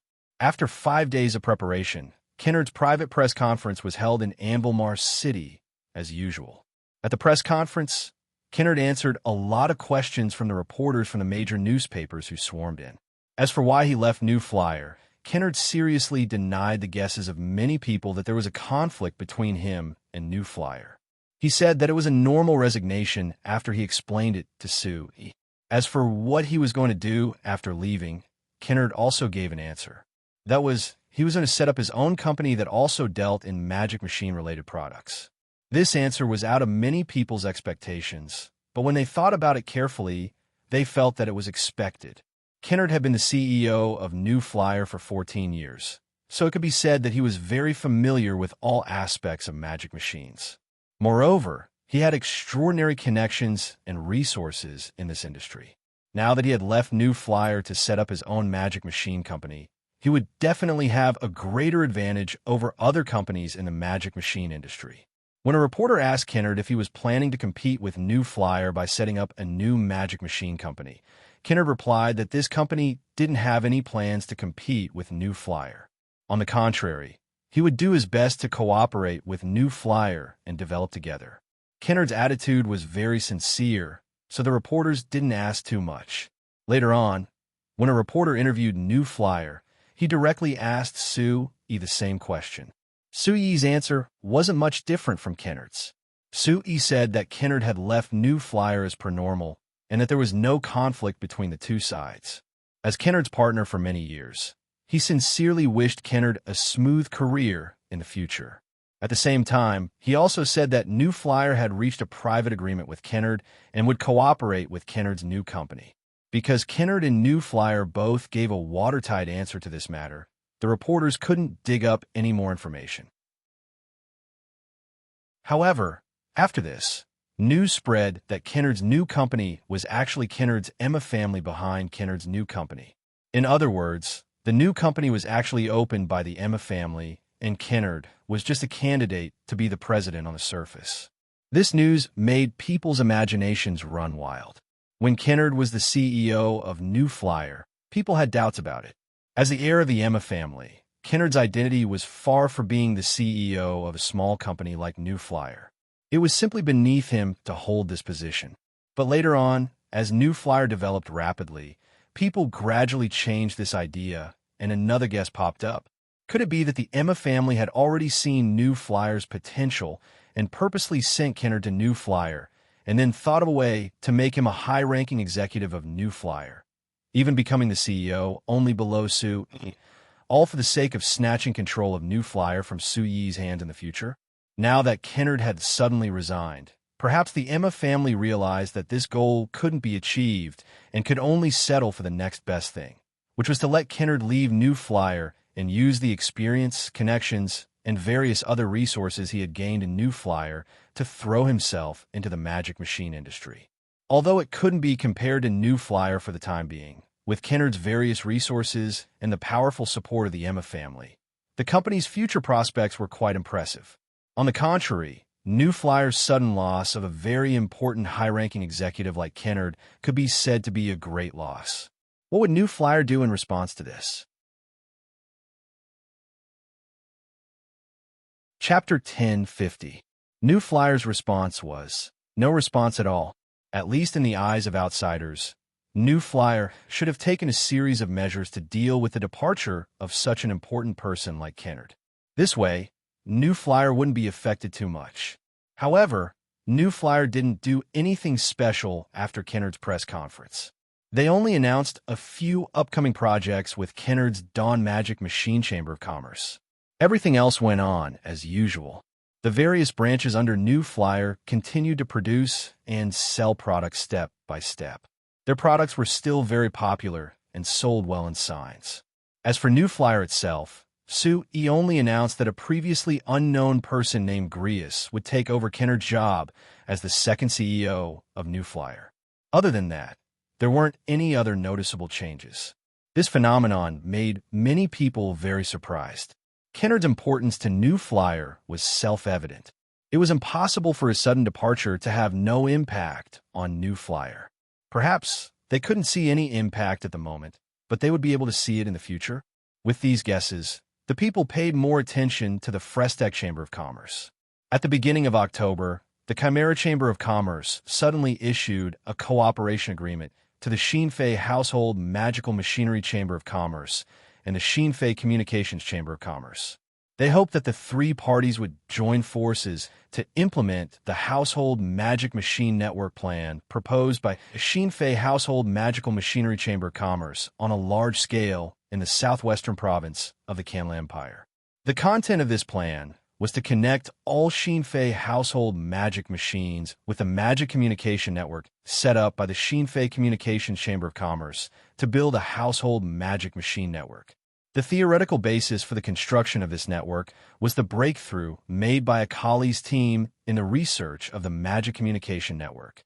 Originally, the research of the magic communication network was only for communication purposes. However, after a long period of research led by Akali's research team, they discovered that the transmission of magic signals could be used in many other ways. After many studies on the theory of the transmission of magic waves through magic space and then converted by magic arrays, Akali's research team had achieved the function of transmitting part of the image through magic signals. If they were to go deeper, it was possible to directly construct a brand new magic network similar to the communication network on Earth. On this basis, it would be even easier to transmit some simple commands through the magic communication network. So the practical use of this household magic machine network was to form a closed network for all the Frestec brand household magic machines in each household. That way, they could use a single energy source and save a large amount of space for the household, while also saving a large amount of energy consumption. At the same time, if a household was equipped with a small fixed magic communication device, they could connect to the Xinfei magic network at any time. Then they could rely on a magic network to obtain large amounts of services and new functions.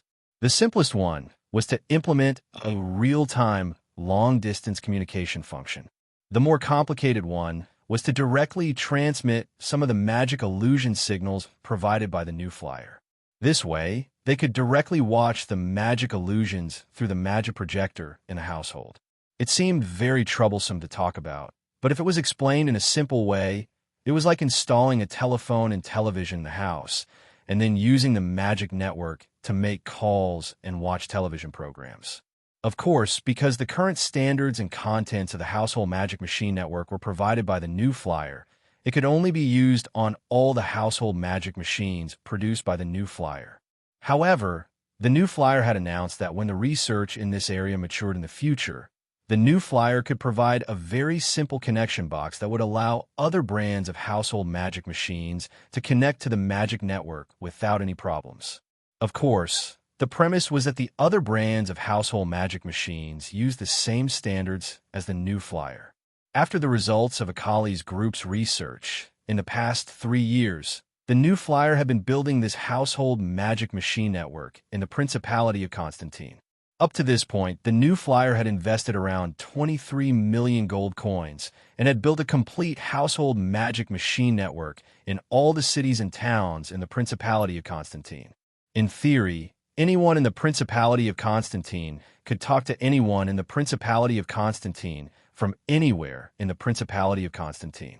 Moreover, any household that connected to the network could watch the magic illusion programs provided by the new flyer and the New Moon Chamber of Commerce. It could be said that this had reached the standard of a normal household on Earth. However, before Sanchely made a major breakthrough in the theory of multi-threaded magic synchronization, this magic network was subject to many restrictions and was not very convenient. Therefore, Su-Yi had been controlling the speed of its development.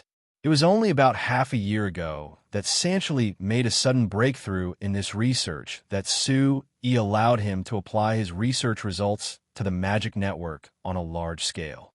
Now, the magic communication network in the Principality of Constantine could handle tens of thousands of magic signal transmission requests at the same time. Although it was still far from being comparable to Earth, it already had the foundation for large-scale promotion. Therefore, the new flyer began to officially promote the magic network in the Principality of Constantine. After more than a month of promotion, the magic network in the Principality of Constantine had taken shape.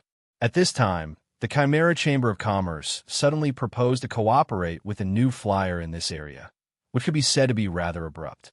This was because even for the new flyer and the Principality of Constantine, the promotion in this area was still in the experimental stage, and it was still impossible to confirm whether the magic network was stable and controllable. If they directly promoted the magic network in the southwest province of the Kanla Empire, which was a huge area that was close to 10 times larger than the Principality of Constantine, the risk was too great. Sir President, the Chimera Chamber of Commerce said that for this cooperation, they are willing to bear 70% of the investment and all the risks. Our Chamber of Commerce only needs to provide technical and human support, and we don't need to care about anything else. They will be fully responsible for the construction of the magic network. Do you think this is a good idea? Enkato frowned and asked Su-Yi. The conditions proposed by the Chimera Chamber of Commerce were so good that it made him instinctively feel that there was something fishy going on, so he couldn't make up his mind and could only seek Su-Yi's opinion. The president of the Shinfei Chamber of Commerce also came with him. After hearing Enkato's words, he immediately added, "Yes, when the Chimera Chamber of Commerce came to negotiate with us, they also gave us very good conditions. They also promised to continue investing in the magic communication network that our Chamber of Commerce is building in the Kanla Empire to ensure that the magic communication network can be built in a shorter time."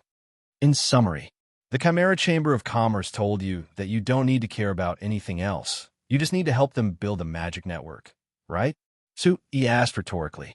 Enkato and Kakarol nodded in unison.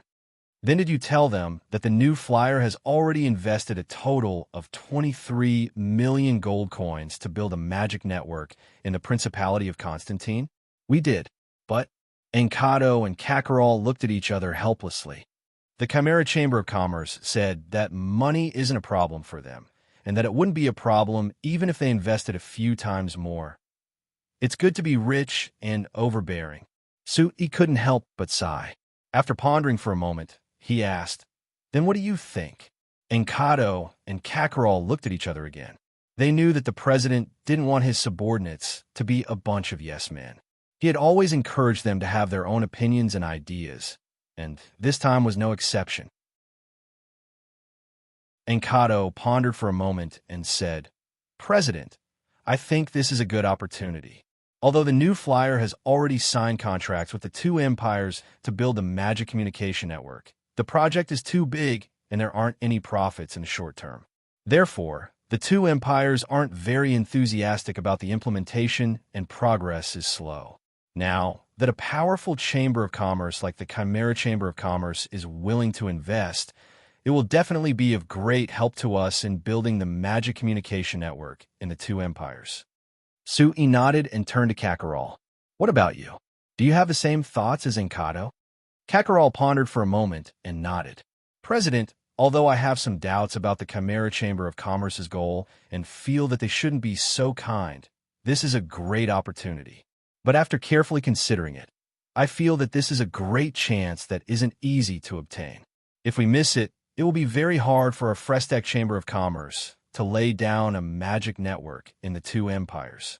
So you also agree to cooperate with the Chimera Chamber of Commerce?" Sui asked with a smile. Kakarol didn't hesitate this time and directly nodded. Sui immediately smiled. "Since the two of you have the same opinion, why are you asking for my opinion? I've already said that you are now an independent Chamber of Commerce. You can make all the decisions on your own. There's no need to ask me for everything. But this matter is of great importance. Kakarol and I feel that we still need to obtain your approval," Encado said. "In fact, compared to obtaining your approval, we hope to obtain your guidance more. President, you have always been far-sighted. This time, the Chimera Chamber of Commerce's actions are very strange. Encado and I don't know what to do. Only with your approval will we be at ease," Kakarol said. "All right, don't flatter me. There's no benefit to it." Sui waved his hand with a smile. "About this matter, of course it's a good thing. Your judgment is correct. The Chimera Chamber of Commerce's participation will be of great help to the promotion of the Magic Communication Network. Once the Magic Communication Network is successfully established, our products will naturally be able to enter the Kamla Empire more easily. No matter how you look at it, it's a very good cooperation project." Hearing Sui's words, Encado and Kakarol's expressions relaxed. But Sui suddenly said faintly, causing the two to tense up again, "You have to remember one thing. Clearly understand why you can attract the Chimera Chamber of Commerce. Determine what is most attractive about you. Keep this in mind. Only by maintaining this point can you continue to develop in the long run. Do you understand what I mean?" Encado and Kakarol frowned slightly and fell in a deep thought. Chapter 10:51. After Encado and Kakarol left, Sui took out a stack of documents from his desk and looked over them one by one. These documents were the reports from the companies under New Flyer in the past few months. The contents were all different, but in each document, there was a name, the Chimera Chamber of Commerce. For example, 2.5 months ago, the Shinfei Construction Magic Machine Company had received a cooperation agreement from the Chimera Chamber of Commerce. They invited the Shinfei Construction Magic Machine Company to develop a batch of construction magic machines for the Chimera Chamber of Commerce's mines in several countries. This was a very normal cooperation invitation. Before the Shinfei Construction Magic Machine Company became independent, they had cooperated with many mining companies. Normally speaking, the Shinfei Construction Magic Machine Company would test what the final construction magic machine would look like based on the request of the other party. But this time, the Chimera Chamber of Commerce had directly developed 4 kinds of construction magic machines for the Shinfei Construction Magic Machine Company to develop. The Chimera Chamber of Commerce had even provided detailed blueprints for the 4 kinds of construction magic machines, as well as setting strict requirements. So there wasn't much space left for the Shinfei Construction Magic Machine Company to develop their own designs. This kind of research task wasn't that hard, but because there wasn't much space, the Xinfei Construction Magic Machine Company rarely did this kind of research. Moreover, because it was the Chimera Chamber of Commerce that proposed this cooperation, the Xinfei Construction Magic Machine Company's manager, who wasn't sure at the time, found Su Yi to ask for his opinion. Su Yi's method was the same as when he faced Encado and Kakarol today, letting them decide if they could cooperate or not. According to the report from the Xinfei Construction Magic Machine Company last month, these 4 kinds of construction magic machines had been developed and had received the approval of the Chimera Chamber of Commerce. The Chimera Chamber of Commerce said that they had enjoyed this cooperation and that they would propose more projects in the future, so they hoped that the Xinfei Construction Magic Machine Company could help them. The Xinfei Construction Magic Machine Company was naturally very happy. This was because the Chimera Chamber of Commerce liked to change their requirements at the last minute during the research and development process, causing the research and development process to always be interrupted and troublesome. However, they were very straightforward in other aspects, especially the most important aspect of payment. They were extremely straightforward without any delays and gave a high price. They were really a very good partner. Other than the research cooperation with the Xinfei Construction Magic Machine Company, the Chimera Chamber of Commerce had proposed over 70 cooperation requests to the new flyer branches in just half a year. There were 13 projects that had been completed, 45 were in progress, and there were 10 that were being discussed, which included the project that Encado and Kakarol had just proposed. Based on this, the Chimera Chamber of Commerce was without a doubt one of the new flyer's most important partners. For the new flyer, the Chimera Chamber of Commerce was the largest company in signs, so they were very strong. Whether it was in terms of funds or manpower, they had a special position in the Kamla Empire, having strong connections and other resources. They were the best partners for the new flyer to develop in the Kamla Empire. Not one of them could compare. However, to Su Yi, the cooperation reports in his hands revealed a fact that he couldn't help being wary of. It was that the Chimera Chamber of Commerce had other plans for the new flyer. Su Yi wasn't surprised by this.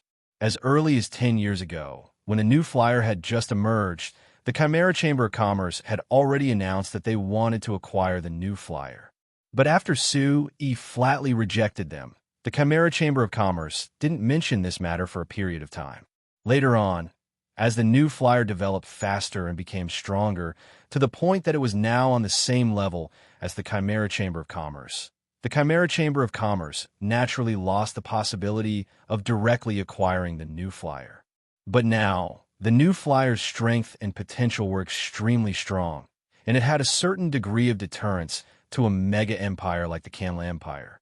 This naturally attracted the Chimera Chamber of Commerce and the Kamla Empire behind it to covet the new flyer. Due to the new flyer's current strength, the Chimera Chamber of Commerce naturally couldn't swallow the new flyer in one gulp. They could only try to nibble away at the new flyer from other aspects. These projects didn't seem like there was a problem at first glance, and there wasn't a problem if one looked at them separately. But if one looked at them together, one would find that the Chimera Chamber of Commerce was deepening their relationship with the Frestac Chamber of Commerce from all angles. As for the purpose, this was something that every large chamber of commerce would inevitably experience, so it wasn't too surprising. After pondering for a while, Su Yi put away the reports and gently knocked on the table twice. Cindy immediately pushed open the door and walked in. "Sir President, what can I do for you? Inform Elder Alicia and Elder Lysania that it's about time. Ask them to gather at the port." "Okay." Cindy immediately took out a small and exquisite magic communicator and began to contact Elder Alicia and Elder Lysania. He stood up to walk out, and Cindy followed behind him while talking on the phone. The two got in the magic sedan, and in less than 20 minutes, they arrived at the Xinfei harbor outside the New Flight Commerce main base. After a while, Elder Alicia and Elder Lysania each led a group of elves to the harbor. Elder Lysania looked into the distance and asked, "Chairman Su, where's the fleet? Why haven't I seen them yet?" He turned to look at the manager of the harbor on the other side. That manager respectfully replied, "Sir Chairman, the fleet just passed Randori Island half an hour ago." If nothing unexpected happens, they should be here soon. Su-e nodded before explaining to Elder Lysania. Randori Island is less than 50 kilometers away from here. If they passed Randori Island half an hour ago, they should be around 10 kilometers away from here. They'll be here in around 10 minutes, so just wait a bit. That's easy. Su-e and the two elders sat down in the seats prepared by the manager of the harbor. Su-e looked at the calm sea today and suddenly asked with a smile, "Two elders, are you excited right now?" Elder Lucia and Elder Lysania looked at each other before revealing smiles. Chairman Su, could it be that when you humans see relatives that you haven't seen in many years and that they came from over 10,000 kilometers away, would you still be calm? Elder Lucia said with a smile. Of course not, but you shouldn't be that excited. Su-e gave a shrug. Based on the report from the exploration team, there should be humans on the Demon Cloud continent, but they are as rare as the elves on the signs, so they haven't met a single human yet.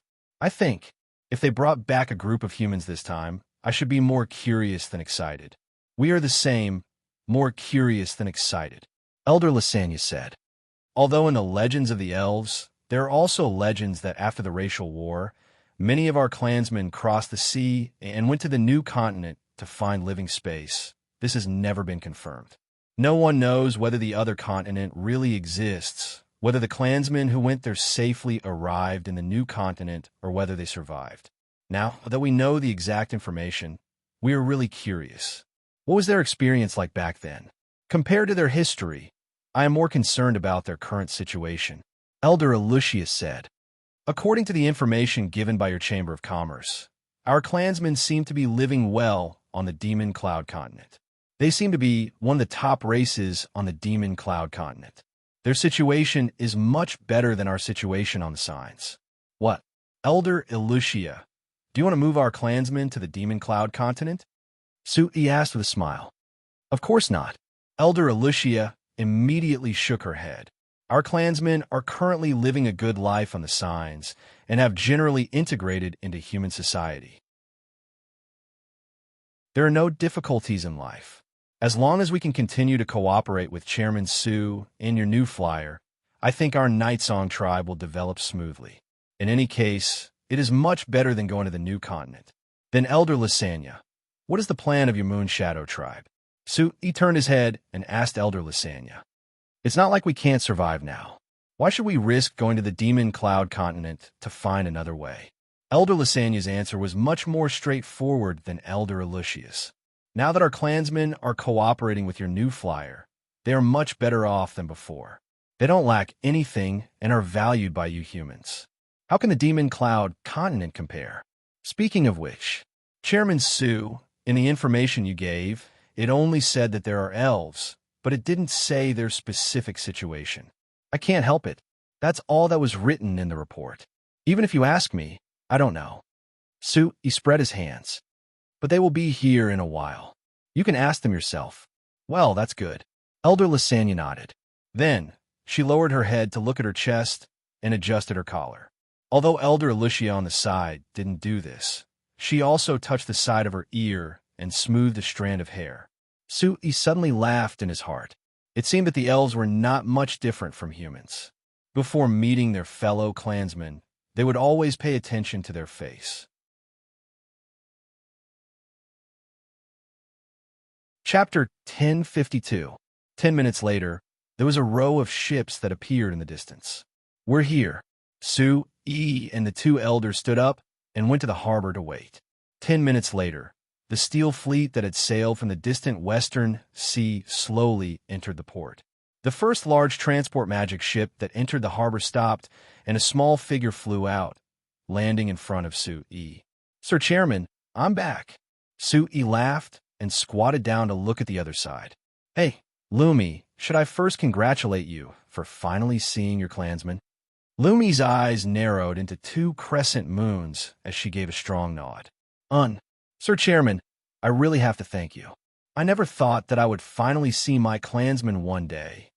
Su-e nodded with a faint smile before looking up at the deck of the large transport magic ship. Then where are your clansmen? Are they already here? I'll call them down. Lumi waved her hand and returned to the Shinfei magic ship. Su-yi stood up and smiled as he watched Lumi fly up, feeling happy for Lumi in his heart. Since the halflings of her tribe had all died, Lumi had been the only one left in the signs for several hundred years, so the loneliness in her heart could be imagined. Now that she had finally followed the New Flyers' fleet to the legendary New Continent and had even found the existence of the halflings on this new continent, the joy in her heart could be imagined. 2 months ago, when Su-yi received the news from the Demon Cloud Continent, saying that the exploration team had found a tribe of halflings on the Demon Cloud Continent, Su-yi was actually a bit surprised. After all, the halflings leaving the signs to live on the new continent was just a legend. No one was certain that the new continent really existed, and no one was certain that the halflings could smoothly survive on the new continent.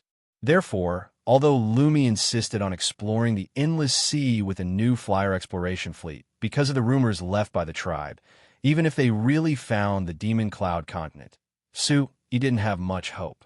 Who would have thought that they would actually discover the existence of other halflings? This allowed Lumi to fulfill her wish of finding her own people hundreds of years ago. Su-yi was also very happy. From a personal point of view, Su-yi and Rumi had a lot of conversations about magic research and the history of the halflings. Su-yi really liked this cheerful, lively, and cute female halfling who looked like a little girl. From an official point of view, almost every halfling was a natural-born master magician. They had their own research system in magic theory, and at the same time, they had a special hobby of researching magic tools and equipment. Just Lumi alone was of great help to the new flyer. Now that they had found a group of halflings, if they could take them all in and have them work for the new flyer, there was no doubt that it would greatly increase the strength of a new flyer in magic machine research. So no matter how he looked at it, Su-yi was very happy to see this result. Of course, other than Lumi and the halflings she had found on the Demon Cloud Continent, the most important ones were the elves that the exploration team had found on the Demon Cloud Continent. After waiting for a while, the large transport magic ship came down from the dock. A group of elves who looked different from the elves that Su-yi had seen on the signs came down behind the person in charge of the fleet. Elder Alicia and Elder Lysania besides Su-yi were clearly surprised when they saw these elves before coming forward to greet them. However, it was different from what Su-yi had imagined. The two sides were like people who often met each other and were very calm. After greeting each other and confirming that they could speak the same language, they began to talk like they were very familiar with each other. Su-yi had known the elves for a long time, so he knew that this was a characteristic of the elves. They required themselves to be as calm, noble, and elegant as possible at any time, not allowing themselves to be the slightest bit panicked. This characteristic couldn't be considered good or bad, but Su-yi wasn't used to it. So he left Elder Alicia and Elder Lysania to talk to the elves from the Demon Cloud Continent, while he looked at the group of short halflings that were like human children that came down from the ship behind the elves. Unlike the calm faces of the elves, these halflings were already making a ruckus before they even got off the deck. If someone who didn't know what was going on saw them, they would probably mistake them for a group of noisy human children. When they came down from the deck and stepped onto the dock, they became even more noisy. There were even some halflings that flew into the air and looked around, looking like they had discovered a new world. Sir Chairman, he is the representative of the clansmen that came this time. You can call him Dantland. Lumi led over a halfling that looked no different from human child, but his hair and beard almost reached his calves, and his face looked like an old human man. Seeing Su-yi looking at him, the halfling old man named Dantland bowed slightly and said in a muffled voice, "Hello, respected human leader, I am Dantland. Because I am the oldest, the clansmen who came with me this time chose me as their representative. If you have anything to say to us, you can come to me directly." Su-yi nodded, thinking that these halflings weren't as unreliable as they seemed on the surface. They even knew to choose a representative to negotiate with him. "Hello, Elder Dantland. My name is Su-yi. I believe that Lumi has already introduced me to you on the way here." "Yes." Lumi said that you were the chairman of the New Flyer. I also know that your company produces magic machines. Dantland looked at Su-E, his small eyes shrouded by his beard, showing a curious light. I have experienced a few of the magic machines produced by your company in the hands of your exploration team. I must admit that they all have very magical effects. Thank you for your praise. Su-E smiled. But Elder Dantland, you halflings have a long history of research in magic tools and magic machines. I believe that you have your own unique understanding of these things. If we can cooperate and research together, it will definitely be helpful to both of us. Dantland chuckled. It seems that you humans are still the same. Don't worry, Lumi and the people from your company have already explained it to us on the way here. I know that you want to get something from us, but don't you think that it is too early to talk about it? Su-E shrugged. Of course, this time I invited you here through Lumi to let you have a tour first. As for whether anyone is willing to stay and help us or cooperate with our company, isn't that up for discussion? Dantland looked at Su-E with a surprised expression. You are very frank, human. You are different from the humans I've seen before. Su-E immediately grasped the key point in his sentence. Elder Dantland, you mean that you have seen other humans before? So there are humans on the Demon Cloud continent? Are there many humans on the Demon Cloud continent? I don't know. Dantland shook his head. The last time I saw a human was more than 100 years ago. At that time, humans were very rare on the Demon Cloud continent. I don't know how they are now. Is that so? Su-E frowned slightly. The exploration team of the New Flyer has explored the Demon Cloud continent as far as nearly 1,000 kilometers from the west coast of the Demon Cloud continent. Along the way, they have found the halflings, elves, goblins, and the rarest lizards on the Demon Cloud continent. However, they have never encountered a single human. However, whether it was the dragons, halflings, or elves, they all said that there were indeed humans on the Demon Cloud continent, but they did not occupy the majority of the Demon Cloud continent. This discovery made it impossible for Su-Yi's original plan of contacting the human kingdoms of the new continent and taking over the human market on the new continent to be the first to be implemented. Humans seem to have no control on the Demon Cloud continent at all. So how could the New Flyer discuss with the human kingdoms how to develop the Demon Cloud continent? After thinking about this, Su-E quickly put on a smile on his face and asked another question. Elder Tran, my subordinates should have already mentioned this to you and your clansmen. This time you came all the way from the Demon Cloud continent. So our company wants to announce this to the public, letting the entire Signs continent know of your appearance. The answer you gave before is that you need to think about it, but now I want to know your answer. Tron stroked his long beard and fell into contemplation. After a while, he slowly nodded and sighed. Let's do as you say and announce the news. We halflings don't need to hide, and I also want to know how many of our people are on this continent. Lumi has always refused to believe that she is the only one on the Signs, and I don't believe it either. Perhaps with the power of you humans, we will be able to confirm this result. Su-E looked at Lumi on the side. Seeing her nod vigorously, he couldn't help but sigh in his heart. In fact, in order to explore the possibility of other halflings on the Signs, the New Flyer has been publicizing the news of Lumi's existence to the public. With the New Flyer's growing reputation on the Signs, this news should have spread throughout the human world by now, and should also have spread to the ears of the other races on the continent. However, for so many years, there has never been a second halfling. Even if there were several news about the halflings, it was later confirmed to be false. Thus, Lumi being the only halfling on the Signs could only be the only explanation. Lumi, Trond, and the other halflings who came from the Demon Cloud continent still didn't give up, but Su-E was basically sure that they still wouldn't get the result they wanted.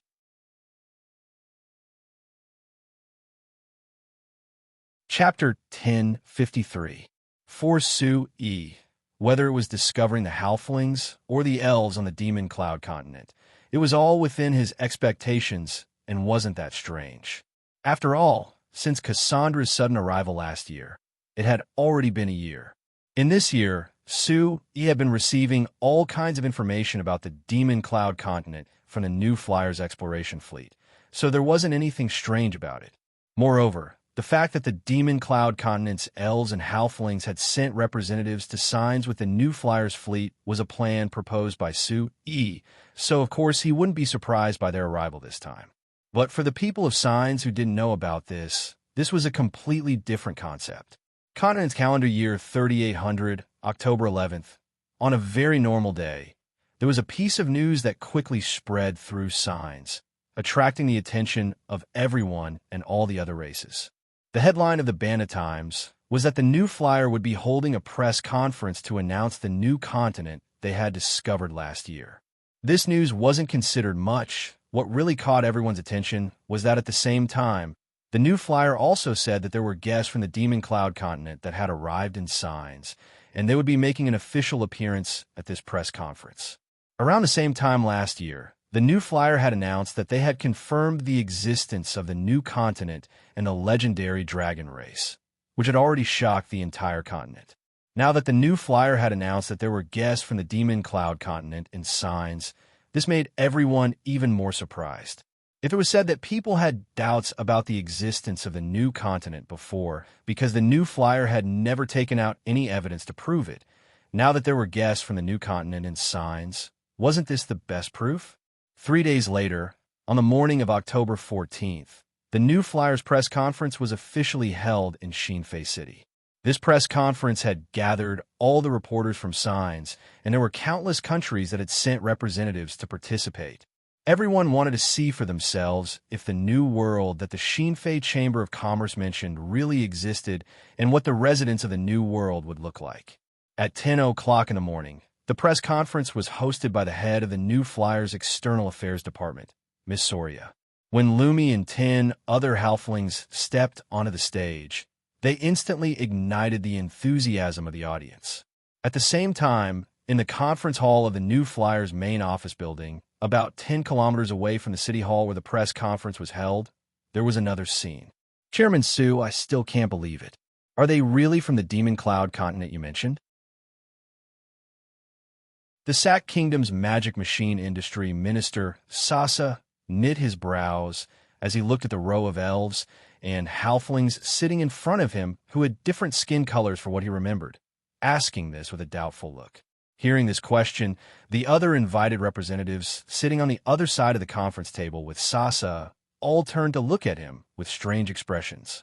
Was this fellow confronting Su-E face to face? Could it be that he forgot how Su-E had always responded to this kind of question? As expected, Su-E narrowed his eyes to look at him.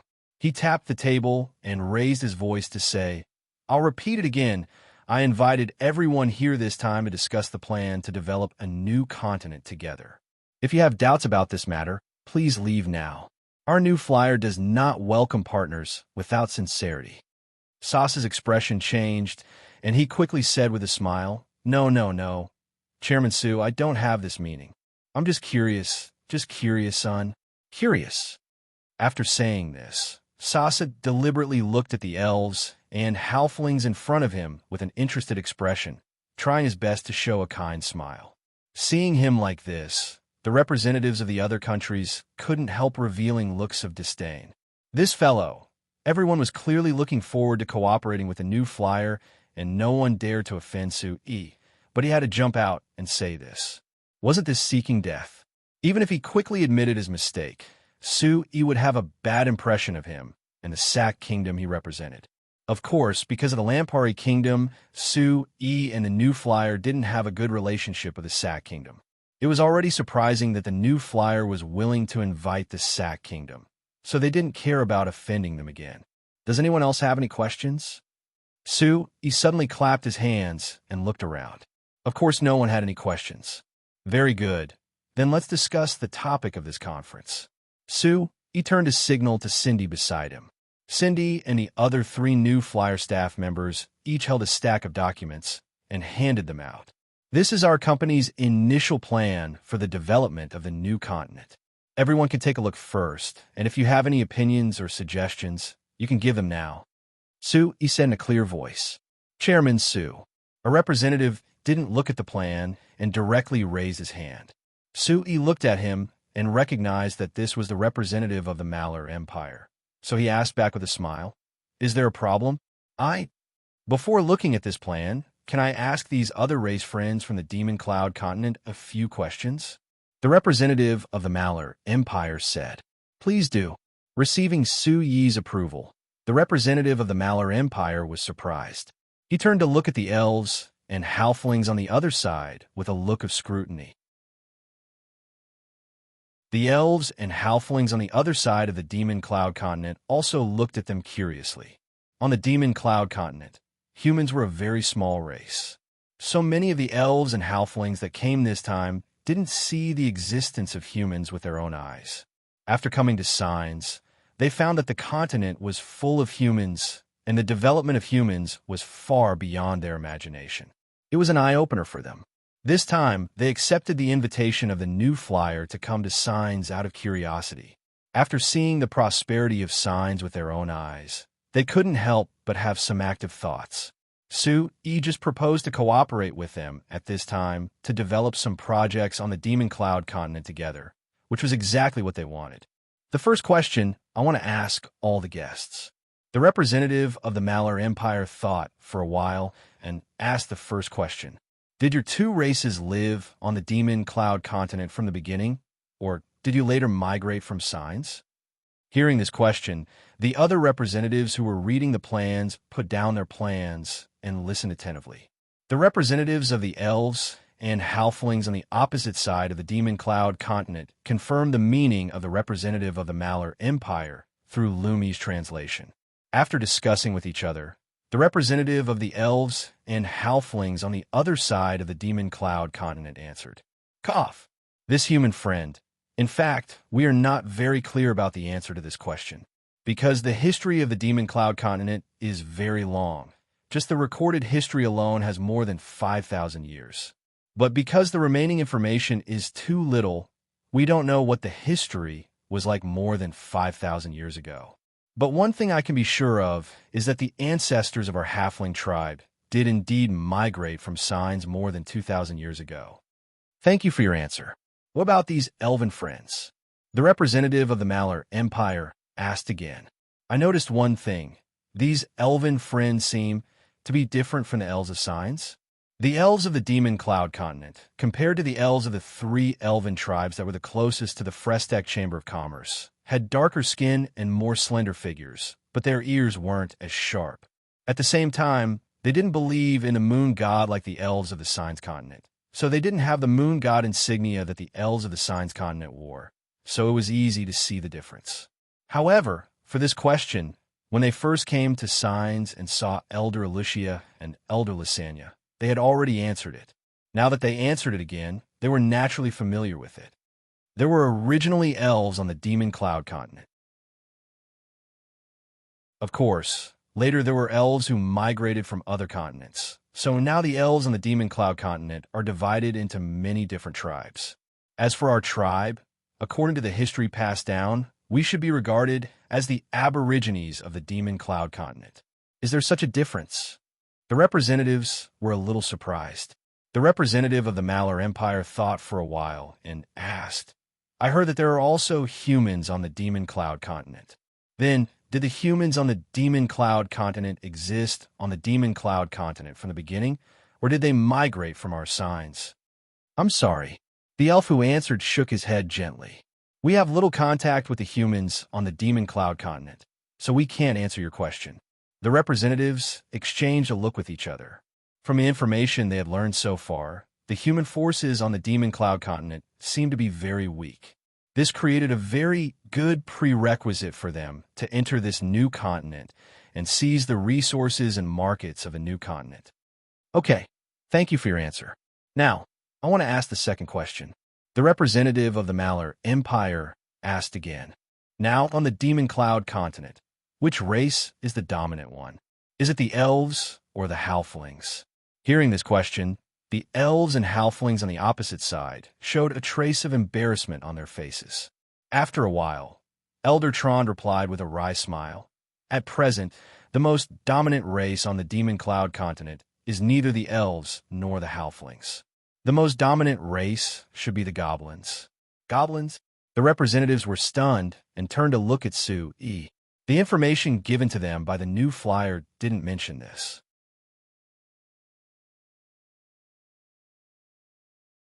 Chapter 1054. Regarding the exploration of the Demon Cloud continent, our new flyer is also in progress. We still can't fully grasp all the relevant information about the Demon Cloud continent. Sui faced everyone's gaze and said calmly, "However, regarding the goblin race, we have already grasped some information and have come to a clear conclusion. That is, this is a race that is almost impossible to communicate with on an equal footing." Huh? Everyone was stunned by this conclusion. Almost impossible to communicate on an equal footing? The representative of the Malar Empire asked in surprise. "Chairman Su, what do you mean? Are you saying that the goblins will be hostile to us?" This question was very important because from the information revealed by Elder Tron just now, the most dominant race on the Demon Cloud continent was the goblins. If the goblins were hostile to outsiders and refused to cooperate, it would cause great obstacles to their plans to enter the Demon Cloud continent for development. This statement is not very accurate, but it can be understood like this. When Sui answered this question, he couldn't help but smile bitterly in his heart. According to the information sent back by the new flyer exploration team, the goblin race that occupied the dominant position on the Demon Cloud continent was a very primitive race. Their individual combat strength was not very strong, but because of their super reproductive ability, their total population far exceeded that of any other race. Therefore, they occupied an absolute dominant position on the Demon Cloud continent. Actually, the reason why the elves and halflings of the Demon Cloud continent were willing to take the risk to follow the Frestek Chamber of Commerce that came out of nowhere to the Signs continent over 10,000 kilometers away was because they hoped to receive help from other places. They wanted to attack the goblins who were becoming more and more populous, almost squeezing out all the other races. The new flyer exploration team showed a powerful combat strength far beyond their imagination in their previous contact with them. In their eyes, they could be regarded as a powerful helper. Of course, whether it was the halflings or the elves, they also had concerns about this. They were worried that after introducing outsiders from other continents to the Demon Cloud continent, even if they succeeded in suppressing the goblins, they might become like the goblins and squeeze out the living space of other races. However, the threat posed by the goblins was too great and imminent. They had no other choice. After arriving at the Signs, the halflings had gained a better understanding of the new flyer through Lumi. The elves had also gained a deeper understanding of the new flyer through their compatriots in the Signs. They were certain that the new flyer and the other humans wouldn't be as ruthless as the goblins, which was why their situation was much better than their current situation. Sui didn't know whether to laugh or cry after learning about the situation. On the Signs, the ruling rights of the other races were taken over by the humans who rose up later. Their living space was greatly suppressed, and many races had to flee to the endless ocean to find another way out. On another piece of land that was over 10,000 kilometers away, these foreign races were also being oppressed by another race, facing almost the same outcome. He really didn't know whether to feel sad or ridiculous for these foreign races, including the elves, halflings, and other familiar races. Humans were a race full of creativity and unlimited development potential. It was understandable that the other races were surpassed by humans. However, according to the information sent back by the exploration team, in addition to their strong reproductive ability, the only advantage of the goblins was that they were very united. They were good at sticking together, but they could still squeeze other races out of their living space. This could only prove that the other races were a little too useless, however. Thinking that there were also humans on the Demon Cloud continent, and they were much weaker than the elves, halflings, and other races on the Demon Cloud continent, Sui could only put this ridicule to the bottom of his heart. According to what you said, if we go to the Demon Cloud continent, we may have a conflict with the goblins. After a moment of silence in the conference room, the representative of the Malar Empire asked the question that everyone was most concerned about. That's right. Sui nodded and admitted frankly. In fact, this time, the representatives of the Sansa's elf tribe and the Callum halfling tribe came here to seek our help. All of the representatives glanced at the elves and dwarves across from them, and all of them frowned. Chairman Sue, forgive me for being blunt.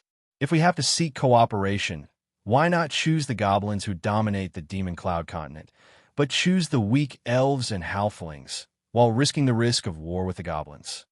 Sue nodded and signaled the two new flyer subordinates, who were acting as translators, to translate this sentence to the elves and halflings opposite them.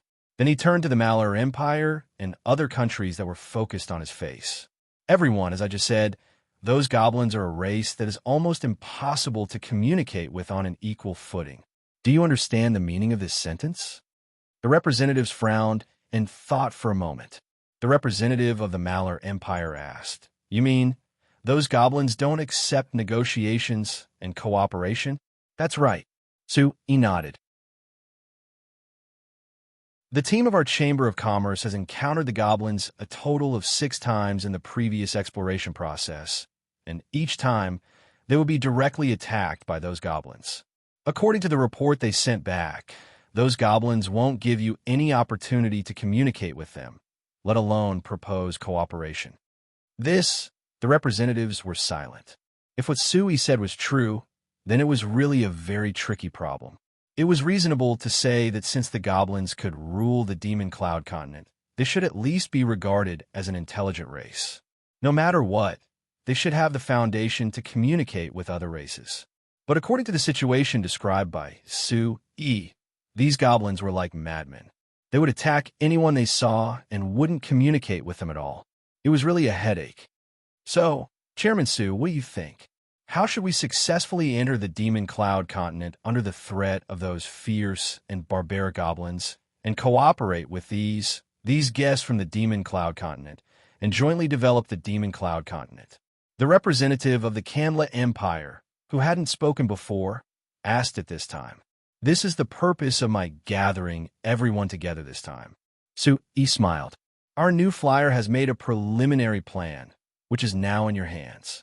If you're willing to cooperate with our new flyer and enter the Demon Cloud continent together, then we can have in-depth discussions. If you feel that the risk is too great, or for other reasons, and decide to give up, then I won't force you. As for the specifics, please read the plan before making a decision. The representatives looked down at the plan in their hands. Just now, most of them only had time to read the beginning, and then their attention was attracted by the questions raised by the representative of the Malar Empire to the elves and halflings from the Demon Cloud continent. But they didn't read it seriously. Now that they were reminded by Sue, everyone immediately lowered their heads and read it carefully. Seeing that the conference room fell into silence, only the rustling of papers and the sound of breathing became heavier and heavier. Sue winked at Cindy beside him, got up, and left the conference room. Outside the conference room, the new CEO of New Flyer, Grius, was waiting with a report. Seeing Sue come out, the middle-aged man, who looked about 50 years old, walked over quickly. "President, what's the situation inside?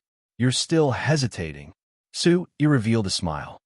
"The result this time will depend on how many countries are brave enough."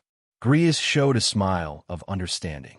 "President, there are not many people who are bold and brave as you. What's more, we're just a Chamber of Commerce, but they have a country behind them. They have more scruples than us. This is understandable.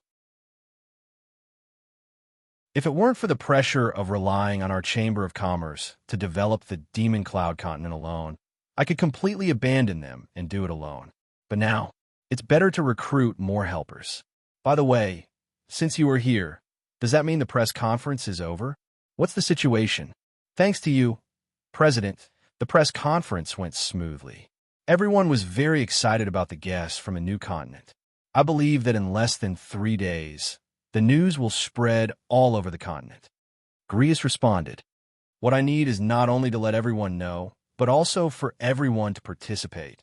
Sue pondered for a moment and continued, "Grius, from today onwards, the development strategy of the Chamber of Commerce has to be adjusted." Grius immediately looked solemn. "President, please instruct me. Signs is the cornerstone of our Chamber of Commerce. Of course, we can't relax in this regard. Everything will develop as usual. But from today onwards, part of our energy and resources will be devoted to the development of a new continent. I need to build a self-sufficient frontline base in the new continent within 3 years. Go back and make a good plan on how to achieve this goal. All right. Grius nodded in agreement. Sui glanced at Grius and nodded with satisfaction. Although the new CEO of New Flyer was slightly inferior to Kennard in terms of workability and flexibility, he was very obedient and rigorous in his work. He was a very suitable subordinate. But of course, he couldn't often discuss big goals and general directions with Sui like Kennard. If it was Kennard, he would have asked Sui why he asked for 3 years and immediately put forward a lot of his own ideas to study in detail with Sui.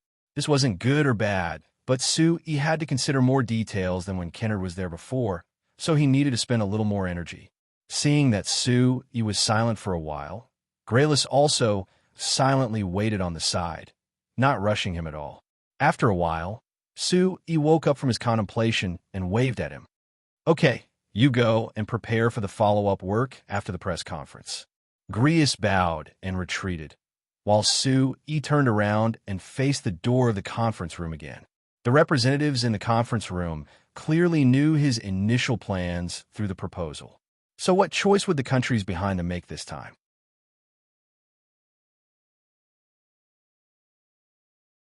Chapter 1055. 2 months later, a fleet that was much larger than the one New Flyer had since slowly left the Shinfei harbor. Other than the large amount of people and resources sent by the New Flyer, there were also people and resources from 11 countries, including the Kanla Empire, the Malar Empire, the Lampari Kingdom, the Kingdom of Ruhr, the Drake Duchy, and others. After the last meeting, there were only 11 countries that decided to cooperate with a New Flyer to develop the new continent. There were only a quarter of the countries that participated in the meeting. This was very normal since this new continent had suddenly appeared. Other than the New Flyer, no one else knew much about it, so it was impossible for them to invest in it. This time, the 11 countries had only sent a simple inspection team, and the resources they sent were just some daily necessities to support the New Flyer, so they didn't have any specific meaning. So in this large fleet, most of it came from the Frestec Chamber of Commerce. Sui wasn't hesitant like those countries. After a year of exploration, the New Flyer had a certain understanding of the situation on the Demon Cloud continent. Sui had already decided on the plan to develop the new continent. This time, not only did the reinforcement fleet include large amounts of people and resources, there were also 3,000 New Flyer guards and 2 large transport magic ships filled with military magic machines. It was all to smoothly build a frontline base. Of course, to truly take root on the new continent, this base still had a lot of work to do. Because the 2 continents were over 10,000 kilometers apart, it would take close to a month for the fleet to make a trip. So the base on the Demon Cloud continent couldn't completely rely on the supplies sent by the signs, so they had to be self-sufficient. So according to Sui's plan, this base had to build a small industrial base that could satisfy the various needs of the base. The most basic requirements were daily necessities and some military magic machines. To satisfy these 2 needs, it meant that the base had to obtain enough resources from the Demon Cloud continent. Of course, these resources wouldn't just fall from the sky. According to the agreement between the New Flyer and the Sansu's Elven tribe and the Krom Dwarven tribe, these 2 tribes would help the New Flyer obtain some resources in the early stages to satisfy the needs of the New Flyer base. However, the strength of these 2 tribes was limited, and they couldn't meet the requirements of the New Flyer. So in the end, the New Flyer had to obtain herself. However, if he wanted to obtain resources, he would inevitably have to face all kinds of expected and unexpected dangers on the Magic Cloud continent. Therefore, he needed enough military support. In short, he needed enough guards and military magic machines. Similarly, he couldn't completely rely on the support of the New Flyer headquarters and signs. He still had to solve this problem himself.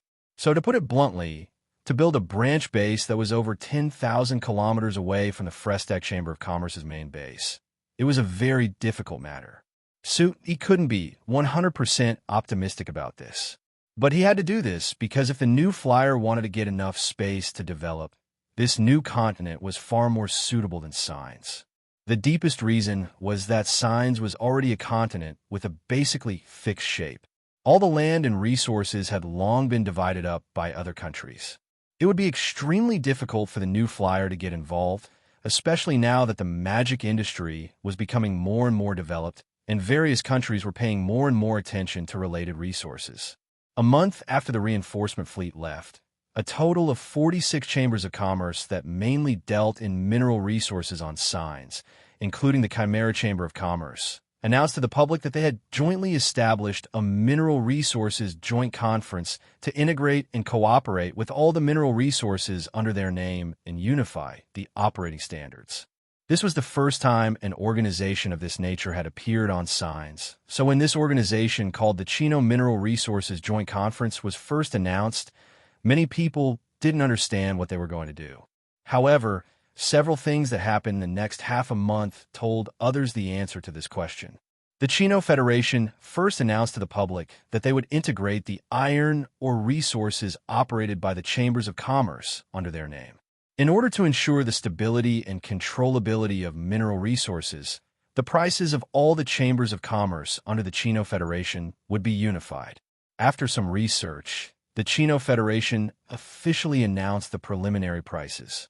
Then everyone found that compared to the previous prices of various mineral resources, the prices set by the Chino Federation had all increased. Among them, the iron ore in the highest demand had increased by as much as 15%. There was also a huge demand for magic crystals, but because the price had been very low before, the price of magic crystals had also increased by 10%, officially breaking through 1 gold coin per ton. This price increase had the greatest impact on the various magic machine chambers of commerce led by New Flyer, who had the greatest demand for these mineral resources. Although it seemed like an increase of only 10%, it had greatly increased the manufacturing costs of these magic machine chambers of commerce, directly weakening their profits. New Flyer's profit margin had always been very high, but this wasn't fatal to them. However, for the smaller chambers of commerce, it further weakened their originally low profits and even directly affected the survival of many small chambers of commerce. In order to continue to maintain a low cost, many small chambers of commerce began to purchase mineral resources from outside the Chino Federation. However, these chambers of commerce under the Chino Federation, including the Kamla Empire, controlled almost all the mineral resources in most of the southern and central Signs. The other small magic machine chambers of commerce were mostly concentrated in the southeastern corner of Signs, making it difficult for them to obtain enough mineral resources through other channels. Therefore, the establishment of the Chino Federation almost announced the death of many small magic machine chambers of commerce. He wasn't happy about this. In February of the year 3781, which was also 3 months after the Chino Federation announced the establishment of the new mineral resource prices, New Flyer announced to the public that out of New Flyer's own needs, New Flyer would establish an additional chamber of commerce under its name, called the Xinfei Chamber of Commerce of Mines. As the name implied, the main business of this Xinfei Chamber of Commerce of Mines was various types of mineral resources. In the announcement made by New Flyer to the public, New Flyer stated that the purpose of establishing this Chamber of Commerce was mainly because with the gradual expansion of a New Flyer's scale, New Flyer's demand for various types of mineral resources was increasing. It wasn't suitable for them to purchase minerals from other channels, so they decided to solve this problem themselves. But as long as one wasn't a fool, one could see that New Flyer's establishment of the Xinfei Chamber of Commerce of Mines was directly aimed at the Chino Federation. Before this, although New Flyer had some mineral resources under its name, in fact, most of the mineral resources were directly purchased from other Chamber of Commerce. In the early days, New Flyer mainly purchased from the Lampari Kingdom's Fulcao Chamber of Commerce. Later, with the expansion of New Flyer's scale, the demand for mineral resources increased. Coupled with the substantial development of the magic industry in the Lampari Kingdom, the internal demand for various types of mineral resources increased by a large amount, so New Flyer began to obtain from other sources. Among these channels, the most important one was actually the various chambers of commerce under the Chino Federation.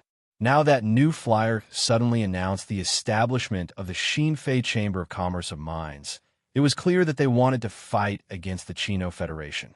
Didn't this mean that the cooperation between New Flyer and the various chambers of commerce under the Chino Federation will be broken? However, the Chino Federation controlled almost all the mineral resources in the southern and central parts of the continent. If New Flyer didn't cooperate with them, how could they obtain enough mineral resources? In the middle of February, the Xinfei Chamber of Commerce of Mines officially announced the establishment of the company. At the same time, it announced that it currently controlled 17 mines and was in the state of mining.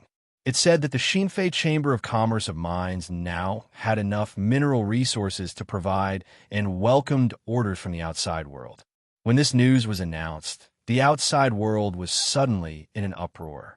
Many people knew that New Flyer had been trying to control part of the mineral resources, but it was really surprising that they controlled so much. What was even more surprising was the price of various mineral resources that New Flyer announced to the outside world. Take iron ore, for example. New Flyer announced the price of iron ore at 7 gold coins and 40 silver coins per ton. This price was basically the same as the price of iron ore from other chambers of commerce.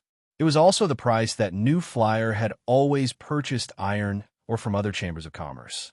But compared to the iron ore announced by the Chino Federation, this price was a full 20% lower.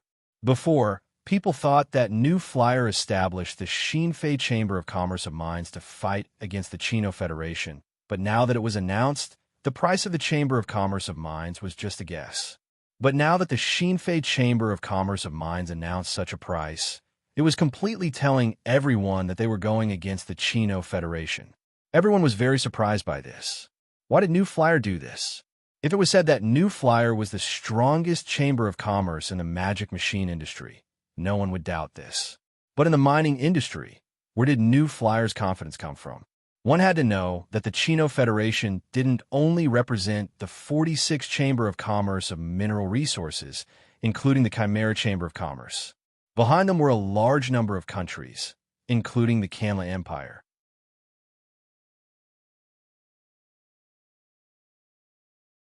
Chapter 1056.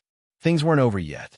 About 4 months after the establishment of the Xinfei Chamber of Commerce, the largest chamber of commerce in the Malur Empire, the Freshwater Valley Chamber of Commerce, and 36 other chambers of commerce jointly issued a statement to jointly establish a mineral resource organization similar to the Chino Federation.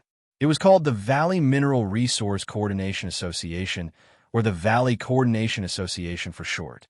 The Freshwater Valley Chamber of Commerce was the chamber of commerce that controlled the most mineral resources in the Malur Empire. Together with the other 36 chambers of commerce, they controlled almost all the mineral resources in the northern signs. Although it was slightly inferior to the mineral resources under the Chino Federation, it wasn't much different. The purpose of the establishment of the Valley Coordination Association was even more obvious than the Xinfei Chamber of Commerce, which was to compete with the Chino Federation. And unlike the Xinfei Chamber of Commerce, which was far inferior in the eyes of everyone, the Valley Coordination Association was able to compete with the Chino Federation because it united almost all the mineral resources in the Kanla Empire and dozens of countries in the north.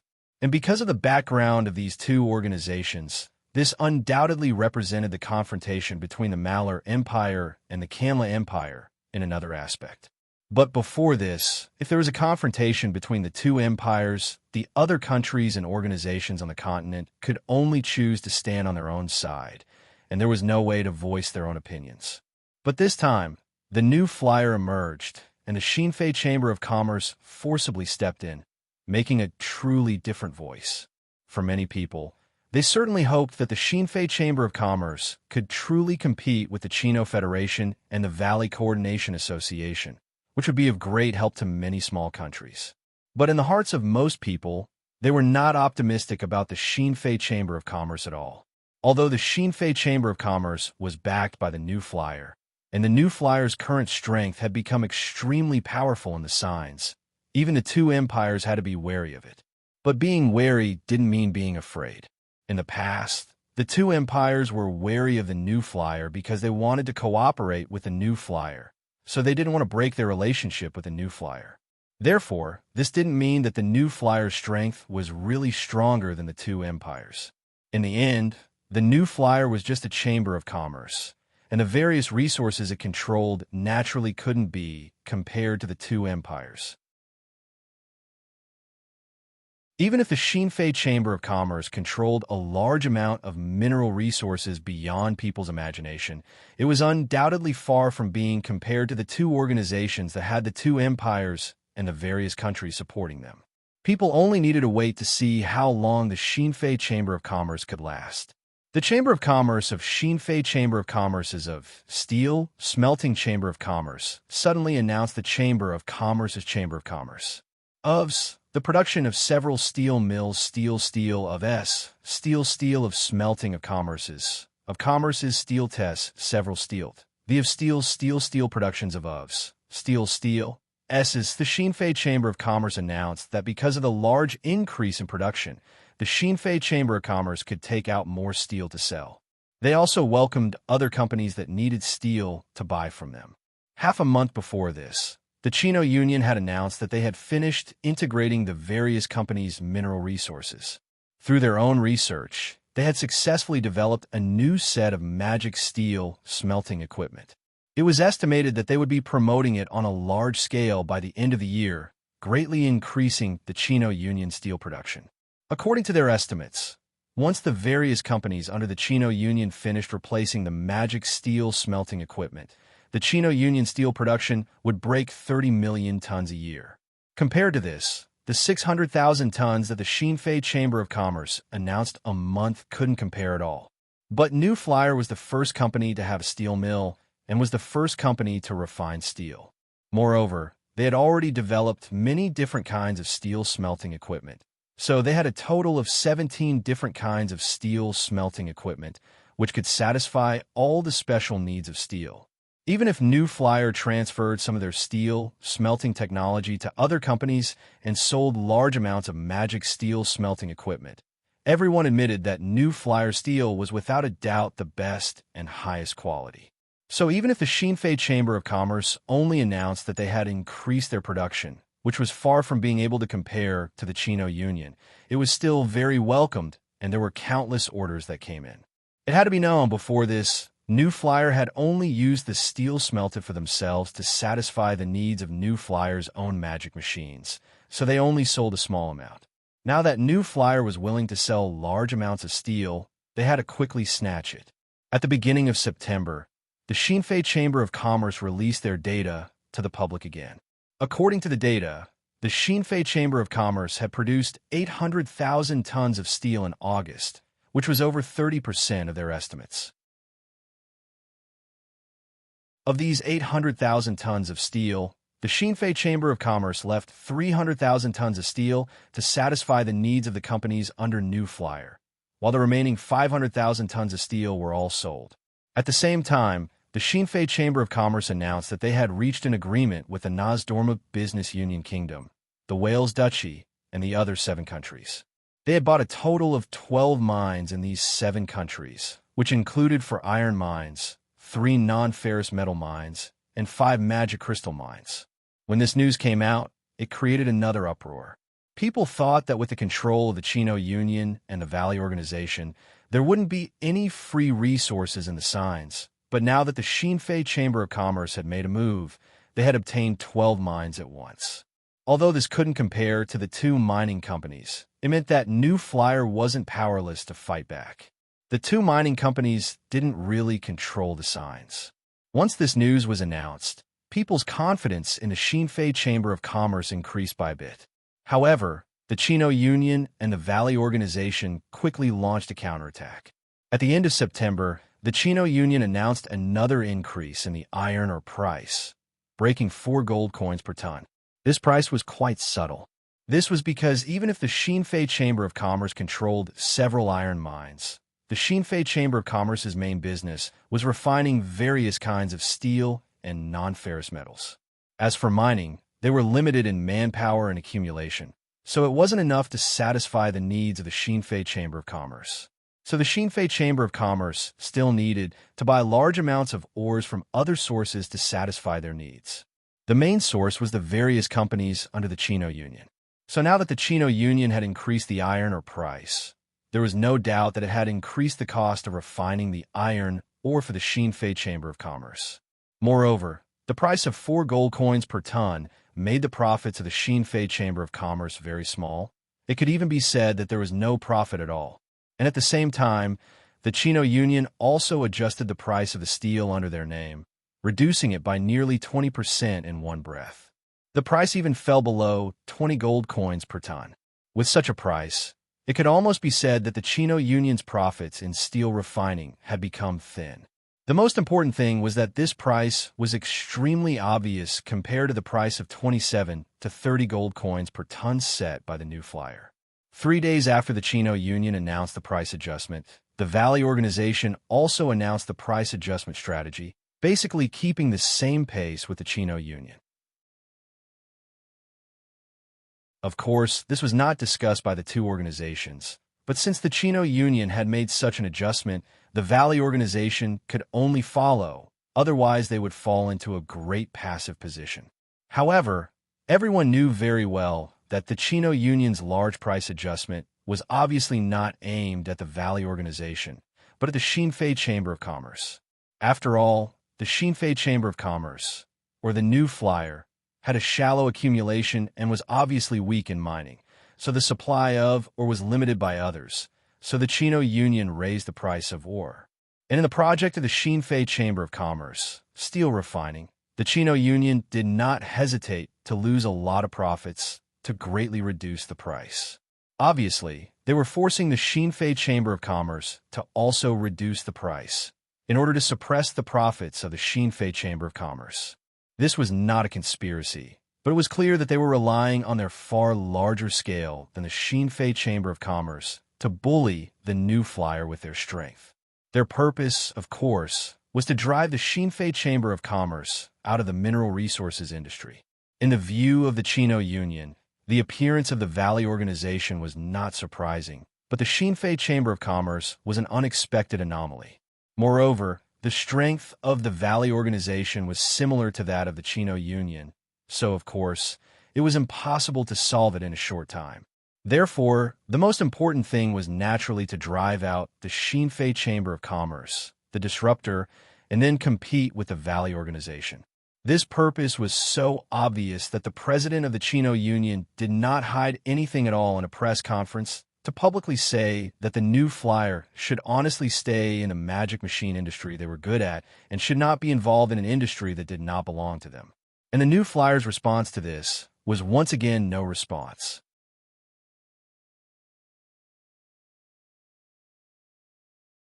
Chapter 1057. Chairman Su, I'm really regretting it now. The Ang Chamber of Commerce's chairman, Feynman Ank, looked at the thick steel plate in his hand and gave a long sigh. I really shouldn't have been greedy and bought steel from the Chino Union. In the end, a third of our company's magic refrigerators had different quality problems, causing us to suffer a large loss. Su smiled and didn't say anything, but the people beside Chairman Ank gave different sighs at the same time. Not only your Ank Chamber of Commerce, our Thunder Chamber of Commerce is also the same. The Chino Union steel really caused me trouble this time. This time I've lost at least 7,000 to 8,000 gold coins. It's even more than buying the steel. You all bought the steel from the Chino Union. I bought it from the Valley Planning Association, but the result is the same. My losses haven't been calculated yet, but I think it's at least over 10,000 gold coins. I'm afraid it'll take a long time for me to recover. Actually, the money lost this time is only a small problem. The real problem is that there are too many quality problems with this batch of goods, causing our company's reputation to be ruined. This will affect our future business. Calculating it like this, the losses are far from being solved with just a few thousand gold coins.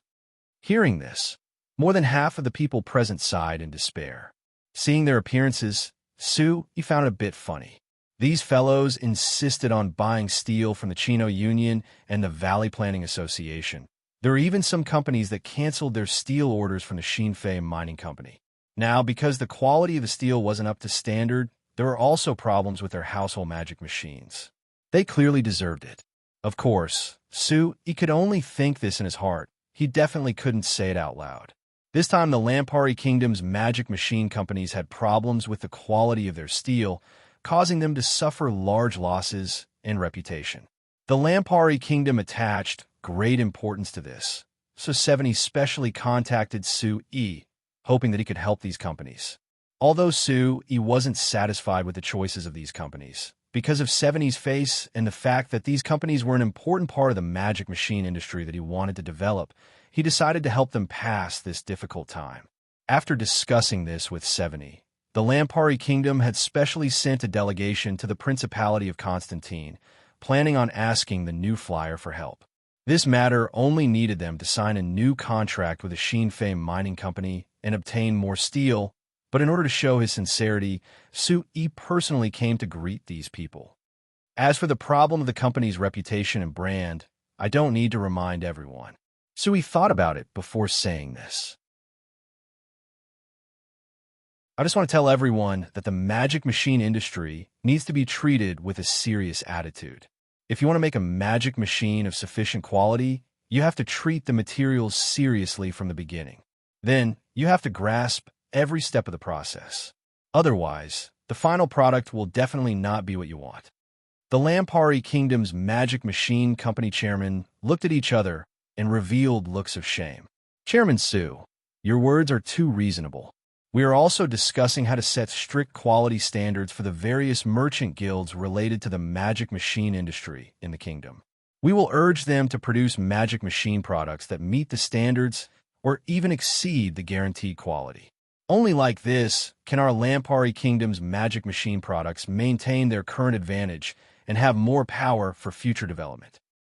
He turned his head to look at the director of the Lampari Kingdom's Magic Machine Industry Administration Department, Luinkle, and nodded. It's good that your Lampari Kingdom has this idea.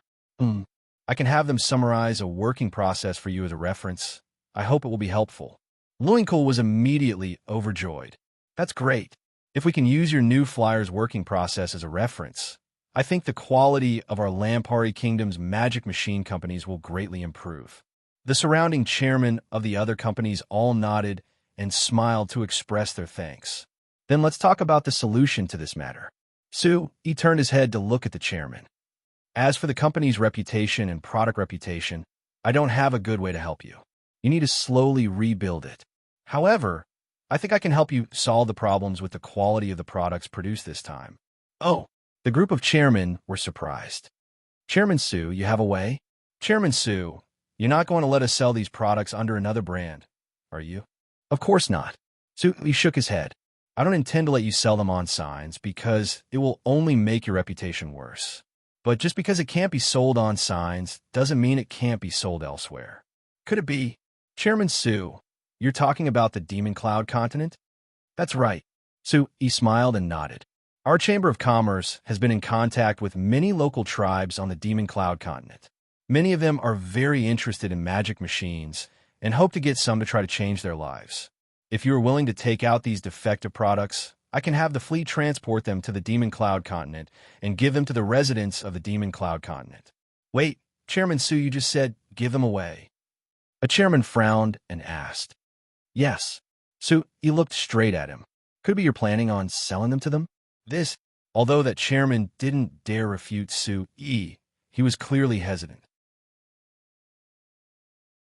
Although this batch of products had a high proportion of quality problems, as long as they brought them back for some adjustments and maintenance, they could still be mixed in with future products and sold. This way, the loss would be much smaller.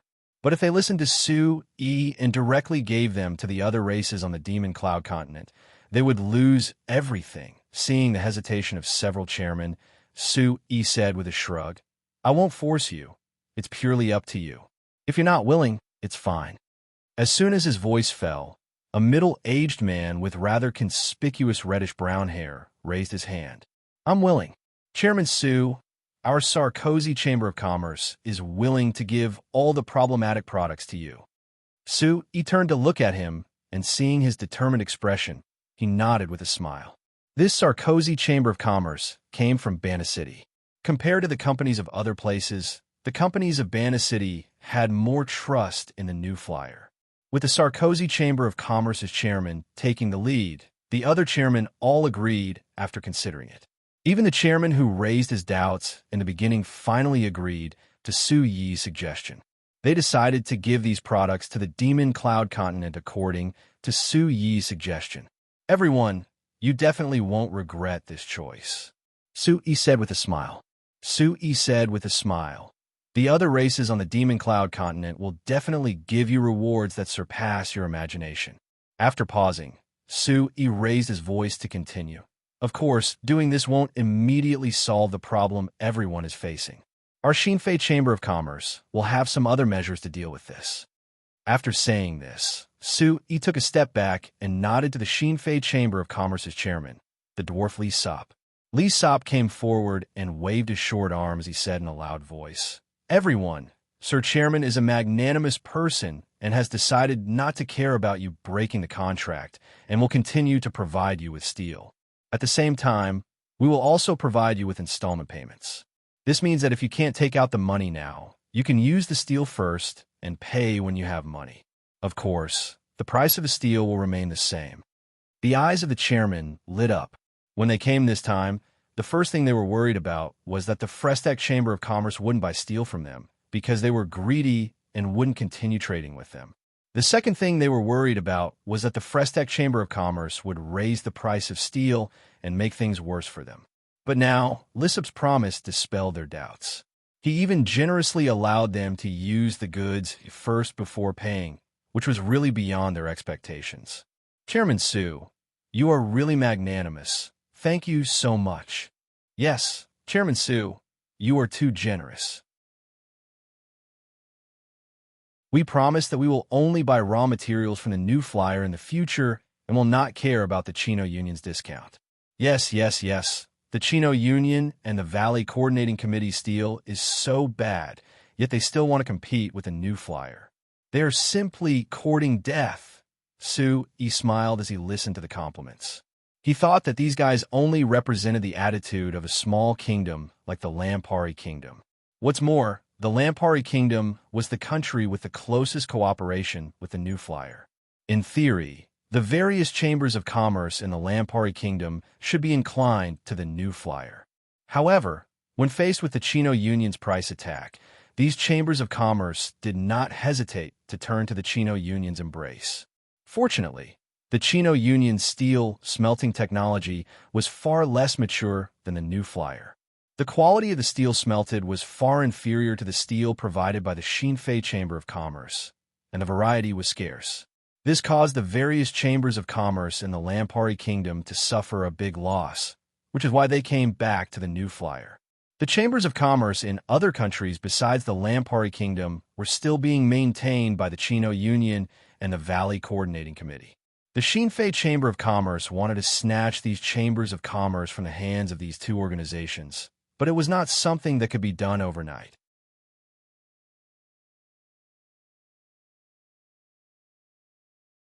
Chapter 1058.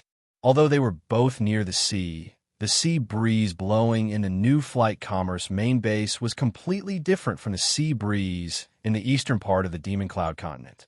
Feeling the chill from the sea breeze that seeped into her clothes, Akali tightened her collar. Looking at the endless sea behind her, she let out a soft sigh. Unknowingly, she had already been on this continent for more than a year. At the beginning, she only wanted to learn some characteristics of dragon magic from the Dragon Clan as soon as possible so that she could make a breakthrough in her magic signal transmission research. That was why she ignored the dissuasion of Su Yi and Evita and came to this unknown continent. Now that she had been here for more than a year, she had already begun to adapt to life here. Although the known parts of this continent were far behind signs, and her life was far less comfortable than in the Union's main base, but with her close relationship with the Dragon Clan, her understanding of the characteristics of dragon magic gradually deepened. She also gradually made progress in her research. More importantly, because this continent was far behind, it gave her the pleasure of exploring a brand new world. This made her enjoy the process of building a camp bit by bit, then developing it into a base, and finally perfecting it step by step. 3 days ago, the Chamber of Commerce's transport fleet arrived again. While bringing a large amount of resources, they also brought a large number of people, including representatives from other countries and chambers of commerce on signs. Thus, Akali knew that Sir President was finally going to roll up his sleeves and do something big on this continent. According to the person in charge of the Frestac Chamber of Commerce's base, Barnett, who came with the fleet this time, Sir Chairman was planning on finishing the initial construction of this base in 2 years and making it self-sufficient in 5 years, taking root on the continent. Akali was very clear on how difficult it was to achieve this goal. The amount of manpower and resources needed was extremely terrifying. However, Sir President still decided to do this, which meant that he was very optimistic about developing this new continent. Sir President's vision has always been very accurate. I believe he won't be wrong this time. Akali let out a breath that was instantly condensed into a mist by the cold air. Thinking of Su Yi's extremely familiar face, but because she hadn't seen him for more than a year, Akali had a bitter smile on her face. In fact, part of the reason why she decided to run to the Demon Cloud continent that was tens of thousands of kilometers away was to avoid Su Yi. From the first time she and Evita met Su Yi under Steele's introduction, almost 20 years had passed. Not only had Su Yi become a 40-year-old middle-aged man, she and Evita were also about to turn 40. In these years, she and Evita didn't lack pursuers, but the two of them were still single. Akali didn't know what Evita was thinking, but she was very clear in her heart that the reason she was like this was all because of Su Yi. Su Yi was the first man in her life that moved her heart, but Su Yi had already confirmed his relationship with Steele when he met her. Moreover, they got married and had children.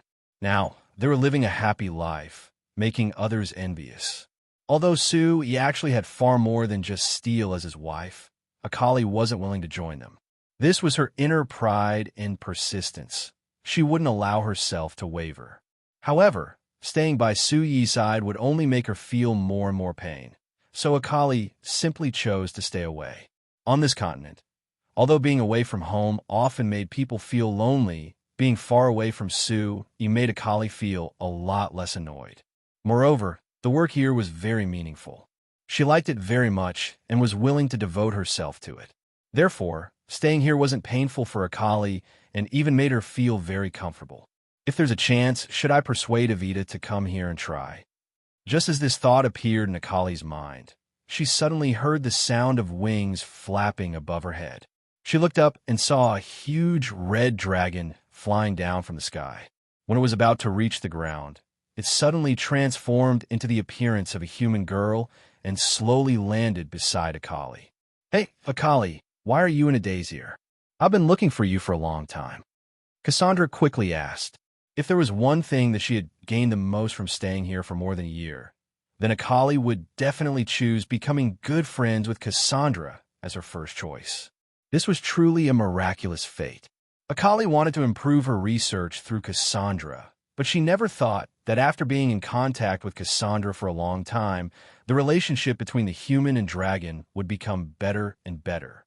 Now, they could even be considered good friends. There were many times when the close relationship between Akali and Cassandra became the link between the humans of the New Flyer and the Red Dragon tribe that Cassandra belonged to. I'm thinking about something and also looking at how the number 3 signal tower is doing. Akali pointed at a magic signal tower not far away that was on the cliff by the sea. "Cassandra, we have to pay attention to the floating magic signal. Our company is about to start building a large base on the coast, so we have to keep the communication between the base and the island." "No problem. I've already chosen a group of clansmen, and they're working on it right now," Cassandra replied with a smile. In order to see the final episodes of The Legend of the Louvre as soon as possible, they're all working very hard.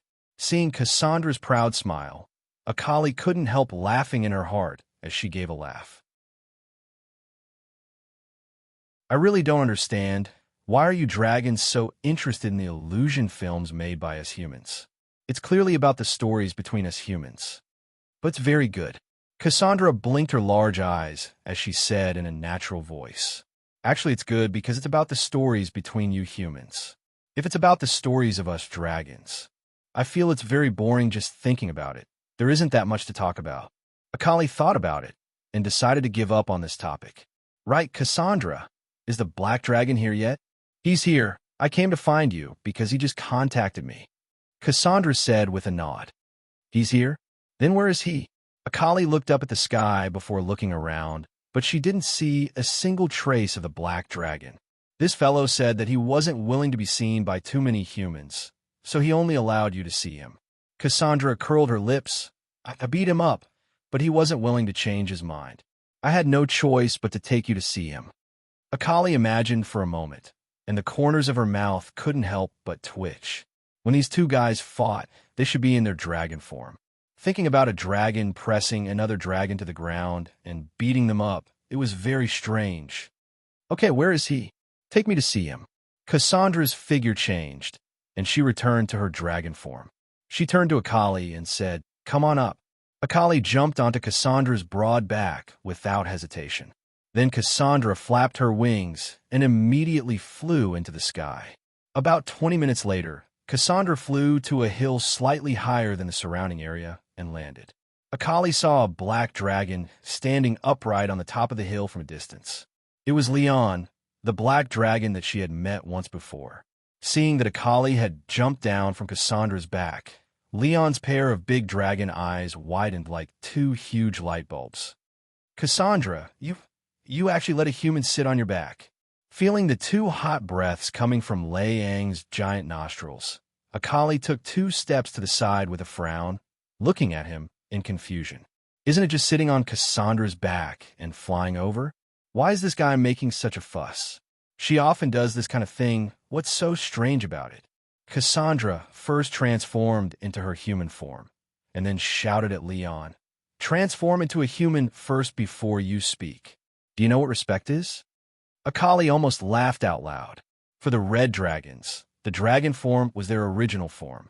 Transforming into other forms was just a skill that they naturally mastered, and they rarely used it. Cassandra had been in contact with New Flyer for a long time, so for the convenience of communication, she often transformed into her human form. Usually, she still maintained her dragon form. In addition, respect. For the naturally powerful dragons, this word should never be used on humans. Leon was clearly stunned by Cassandra's words and only came back to his senses after a while. He glared at Akali, but he still obediently turned back into his human form. He was still the human young man that Akali had seen him in before. "Hey, Leon, hello." Akali raised her hand to greet him. "Why did you take so long to come back? Did something happen along the way?" "Long?"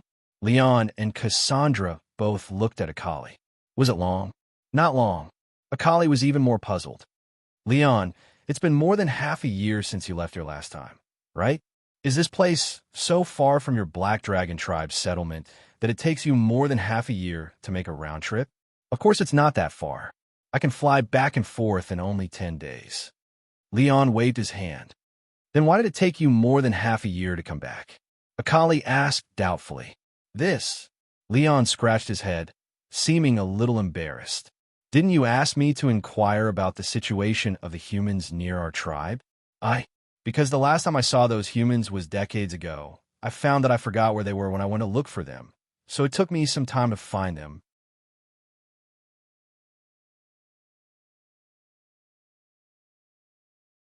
Chapter 1059. Without saying a word, Cassandra kicked Liang's butt. "You can't even find a human. What's the use of you?" Liang didn't dodge at all and took the kick as he said with an aggrieved expression, "How would I know that in just a few decades, those humans have completely changed? Their population is now several times more than before, and they even build a town tens of kilometers away. It seems like they're living quite well." "Oh, a human town has already appeared?" Akali was overjoyed and immediately asked, "Then have you been in contact with those humans? What's their current situation?" Liang shook his head. "Humans are terrified when they see us dragons. How can I get in contact with them? Can't you transform into a human? Akali couldn't help but ask. Leon gave a snort and looked at Akali with eyes of disdain. I'm a dignified dragon. How can I transform into a human? At this point, Leon looked down at his current human form and had to swallow the latter half of his sentence. He coughed and continued. In short, don't expect me to run into the human world to help you inquire about information. I won't do it. Akali stopped Cassandra from kicking him again and said with a smile, It's enough to know that humans are still around. Now let's not talk about humans. Let's talk about your black dragon race. How was the response to the thing I asked you to bring back last time? Did your people like it? Hearing Akali ask this, Leon immediately showed an excited expression. Hey, you, human, what's your name again? Akali, just call me Akali. Oh, Akali, do you still have more of that magic illusion projector you gave me last time? Is there a follow-up to that illusion film? Tell me quickly, I can't wait. Seeing Liang's expression, Akali couldn't help but smile at Cassandra. It seemed that the Black Dragon Clan and Cassandra's Red Dragon Clan were both very fond of fantasy movies. Last time, Akali had asked Leon to bring back those things, and she had done the right thing. Of course, if you're interested, you can ask Cassandra to recommend it to you. She is very familiar with it, Akali said. Really? Cassandra, tell me, what happened to Prince Tosk? Did he die? And his father, King Nami, was the bad guy, right? Also, seeing Leon and Cassandra discussing the previous illusion film, Akali shook her head, not knowing whether to laugh or cry. The dragon race was really unpredictable. Logically speaking, such a naturally powerful race should view humans the same way humans viewed ordinary insects. However, the red dragons and black dragons were actually so obsessed with fantasy movies that depicted human stories. It was truly incomprehensible. Seeing that they were chatting enthusiastically, Akali felt that even if she had questions, she should wait and ask them later. She informed Cassandra and planned to return to the camp first. Cassandra waved her hand and didn't mind. Just as Akali was about to fly into the sky, Leong suddenly seemed to have thought of something. By the way, Akali, when I flew over from there just now, I saw a group of humans being surrounded by goblins. I wonder if they're the humans you know? Akali's expression froze. She looked in the northwest direction that Leong was pointing to and thought for a while. Her expression suddenly changed. Just this morning, New Flyer sent a transport team to the Crom Gnome tribe in that direction, intending to transport a new batch of household magic machines to the gnomes and let them experience the various conveniences brought about by the household magic machines. Calculating the time, they should still be on the way.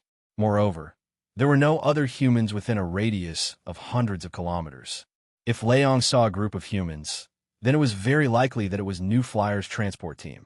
However, Akali hadn't received any requests for help from the transport team. This meant that either Leong was mistaken or the transport team had reached an area where the magical communication signal couldn't reach. Akali naturally leaned towards the latter.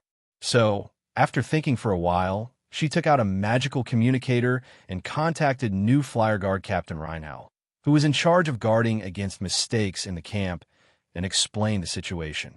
Captain Reinhal, I'll go and check out the situation first. You guys follow me immediately. We will maintain communication at all times, Akali instructed. Wait, Akali, since the transport team can't communicate, it means that they aren't in the communication range. It's the same if you go over. How do we contact you?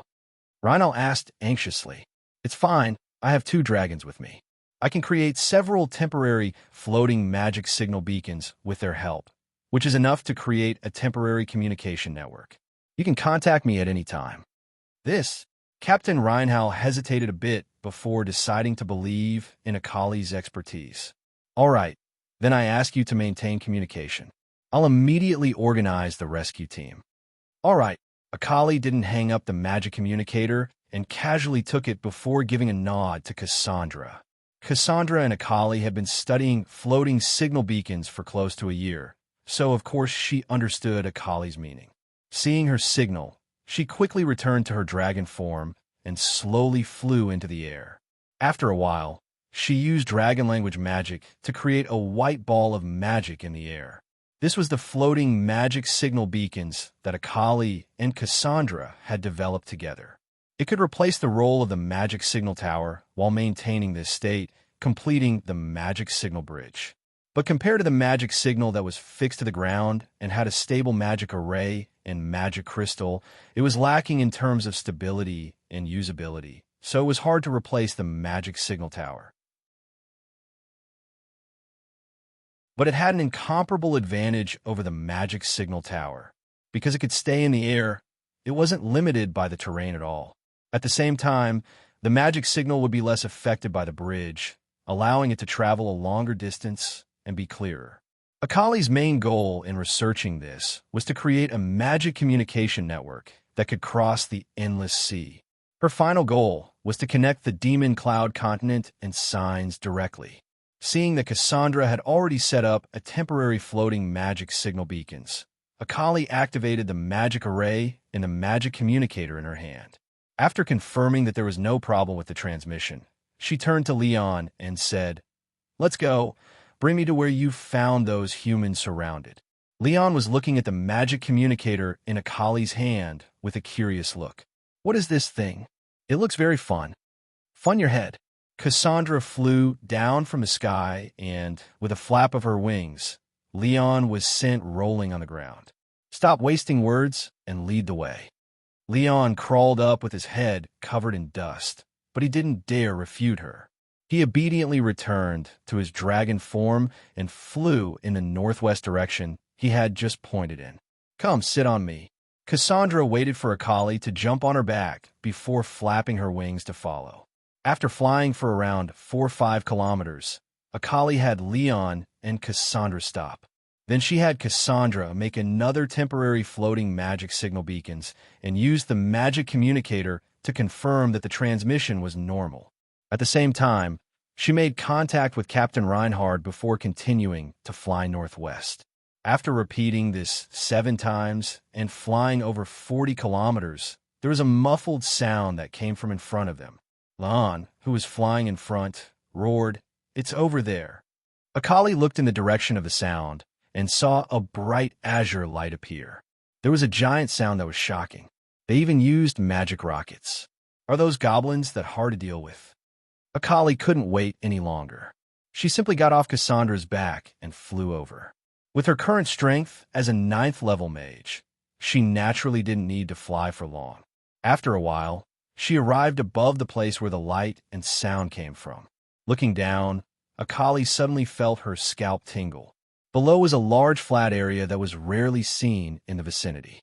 At first glance, it looked very open. However, at this moment, other than a group of humans gathered in the center, the open space outside was filled with green goblins. Looking down from the sky, it looked like a swarm of ants covered the ground. There were at least tens of thousands of them. "Cassandra, Leon, you know." At this time, Cassandra, who had flown to Akali's side, shook her huge head as if she knew what Akali wanted to say at a glance. "Akali, we dragons have sworn to the dragon god that we will not take the initiative to conflict with any other race, let alone participate in a battle between other races. So, I can't help you." Leon on the side also said, "There's no other way, human. This is the oath that we dragons have sworn together. I can't help you." Akali still looked at the 2 dragons and felt a little strange. However, now was not the time to think about these questions. Akali nodded, took out the magic communicator, and contacted Captain Reinhard again. At least tens of thousands of goblins. Captain Reinhard on the other side of the magic communicator gasped. "How was the transport team now? They seem to be able to hold on for the time being, but I don't know how long they can hold on." "Well, Akali, you are a 9th level mage. I hope you can go down and help them hold on for a while. We are still on the way, and it should take at least 20 minutes to get there. Let them hold on." "Okay, the transport team, and I will wait for you." After saying this, Akali took a deep look at Cassandra and Leon and flew to the group of humans surrounded by the goblins without hesitation.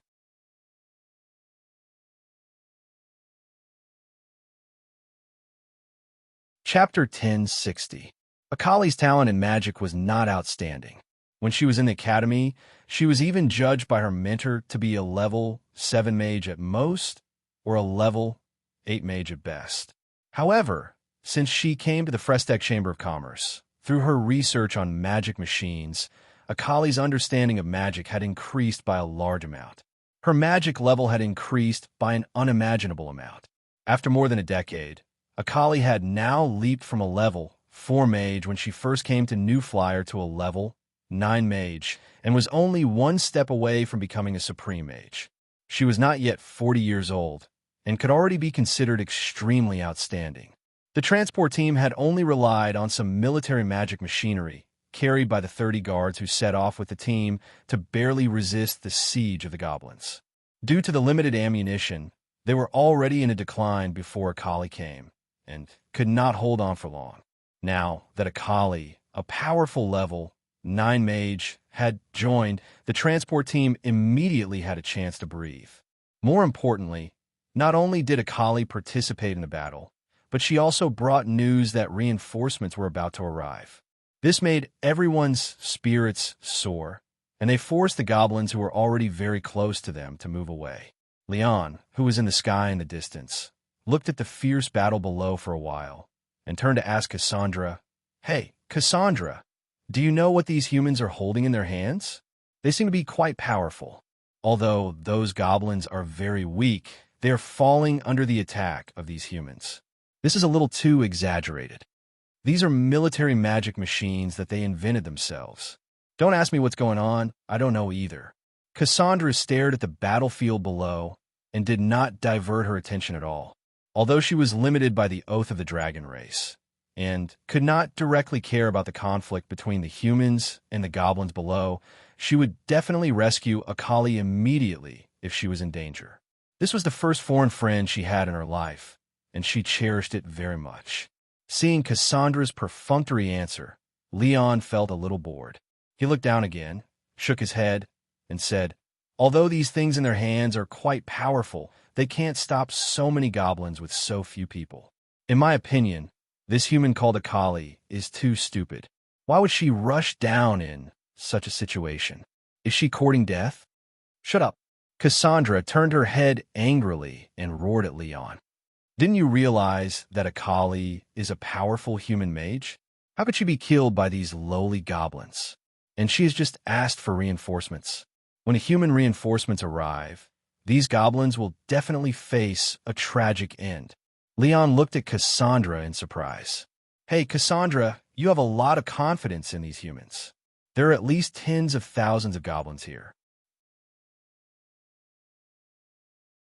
How many people do you think humans need to send to deal with them? The way I see it, the other humans will definitely give up on their own kind." Cassandra looked at Leon with eyes filled with anger and disdain. "Leon, I've learned a very important advantage of humans from Akali, which is unity. Her clansmen definitely won't give up on her and her companions. I'm certain that their reinforcements will be here soon." Seeing that Cassandra was truly angry, Leon didn't dare say anything else, but he couldn't help muttering to himself, "It's so far away, and even we had to fly this long to get here. How could the humans rush here?" Before his voice fell, there was a faint buzzing sound that came from the sky behind him. He turned in a daze and saw that in the sky behind him, there were several giant black figures quickly approaching. "What is this thing?" Leon was surprised to see these steel monsters, which were several times larger than his own body and were painted completely black, flying over quickly and occupying the sky above the battlefield. This thing is called a magic airship. It's a very powerful war machine invented by the New Flyer that Akali is from. "Leon, move back a bit. I'm afraid you'll be scared by them," Cassandra said in a soft voice. "What a joke. I'll be scared by this broken thing."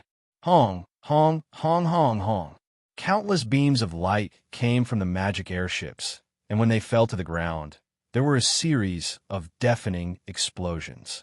Leon was so shocked that the latter half of his words were taken back into his stomach, and he even forgot to flap his wings. His body tilted in the air, and he almost fell down. Dragon God above, what kind of thing is this? When did the humans have such powerful weapons? Leon called out in a shocked voice. Looking down, he saw that as the light faded and the dust fell, the ground that had been covered in goblins was filled with giant holes after the giant explosions. It was impossible to distinguish the corpses of the goblins inside. Leon quickly evaluated it in his heart and found that any attack from the magic airships was as strong as the normal dragon language magic he released. It even far surpassed it in terms of large-scale killing power. This conclusion shocked him greatly. In his impression, humans were clearly one of the weakest races. Other than the occasional few human powerhouses who could compete with other races, most humans couldn't even withstand a single claw from him. However, now that the humans had made these things that could release such powerful attacks, it really made him look at them in a new light. But Leon was also very doubtful. Since the humans had such powerful weapons, how could they be unknown on the continent and give the other races a weak feeling? Right?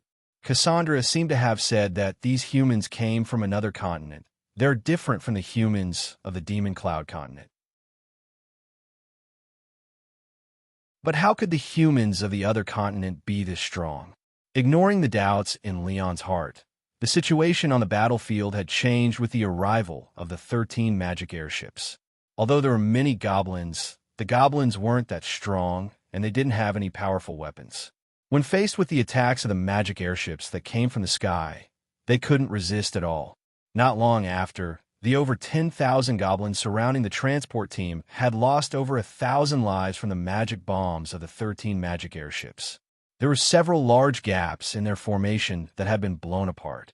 The goblins weren't fools. Naturally, they knew that they had met a strong enemy that they couldn't match. After a bit of chaos, they scattered in all directions. Since the 13 magic airships led by Captain Reinhardt had finished their rescue mission, naturally they wouldn't chase after them. 2 magic airships fell down and brought Akali and the transport team into the magic airships. Captain Reinhardt, thank you for your rescue. We thought that we would die here today. When he saw Captain Reinhardt, Captain Gruer let out a long sigh of relief. Captain Reinhardt laughed before waving his hand. We are all brothers of the company. What is there to thank me for?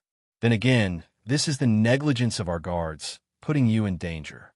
If Sir Chairman knew about this, he would definitely scold us. It's not like that.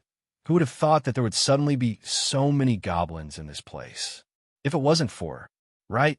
Young Miss Akali, how did you know that we were trapped here? We couldn't send out any rescue signals. Gruer suddenly turned to ask Akali this. It was a dragon friend of mine who accidentally saw that you were trapped and told me, so I knew. Akali pointed out the window. There, it's that black dragon over there. Dragon friend? Through the porthole, Gruel and the other members of the transport team saw the 2 dragons, one black and one red, floating in the distant sky. The red dragons had always had a good relationship with them, and Akali had a good relationship with a red dragon named Cassandra. This was something that everyone knew. But when did she have a black dragon friend? Speaking of rescue signals, Akali, I hope that you and your communication team can set up a complete magical communication network around here as soon as possible. If you can maintain a smooth communication network, then we will be able to react in the shortest time possible and not let our brothers in the transport team fall into danger, Captain Reinhardt suddenly said. Yes, we are working hard to solve this problem, but Captain Reinhardt, I think you should understand that setting up a magical communication network is a huge project. We need time, and we can only do it one step at a time. There is nothing we can do no matter how anxious we are, Akali said. Captain Reinhardt naturally understood this point, so he could only nod helplessly. Then, he had a thought as he recalled the situation just now. Then how did you manage to keep us in contact with you at all times?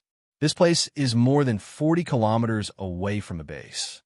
This was also done with the help of my dragon friend, and it is only a temporary measure. It won't last long. You see, we can't keep in contact with the base now, Akali explained as she waved the magic communicator in her hand. Captain Reinhardt tried it, and found that he really couldn't communicate with the base. Well, in that case, we had better hurry back to the base immediately. Supervisor Barnett is very concerned about this rescue, so we have to report to him as soon as possible. Also, we have to discuss a suitable solution for this incident. Otherwise, our activities here will be greatly restricted in the future. Akali, your communication department had better send someone to attend the meeting as well.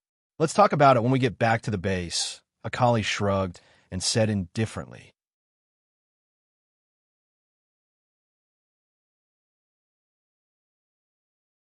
Chapter 1061.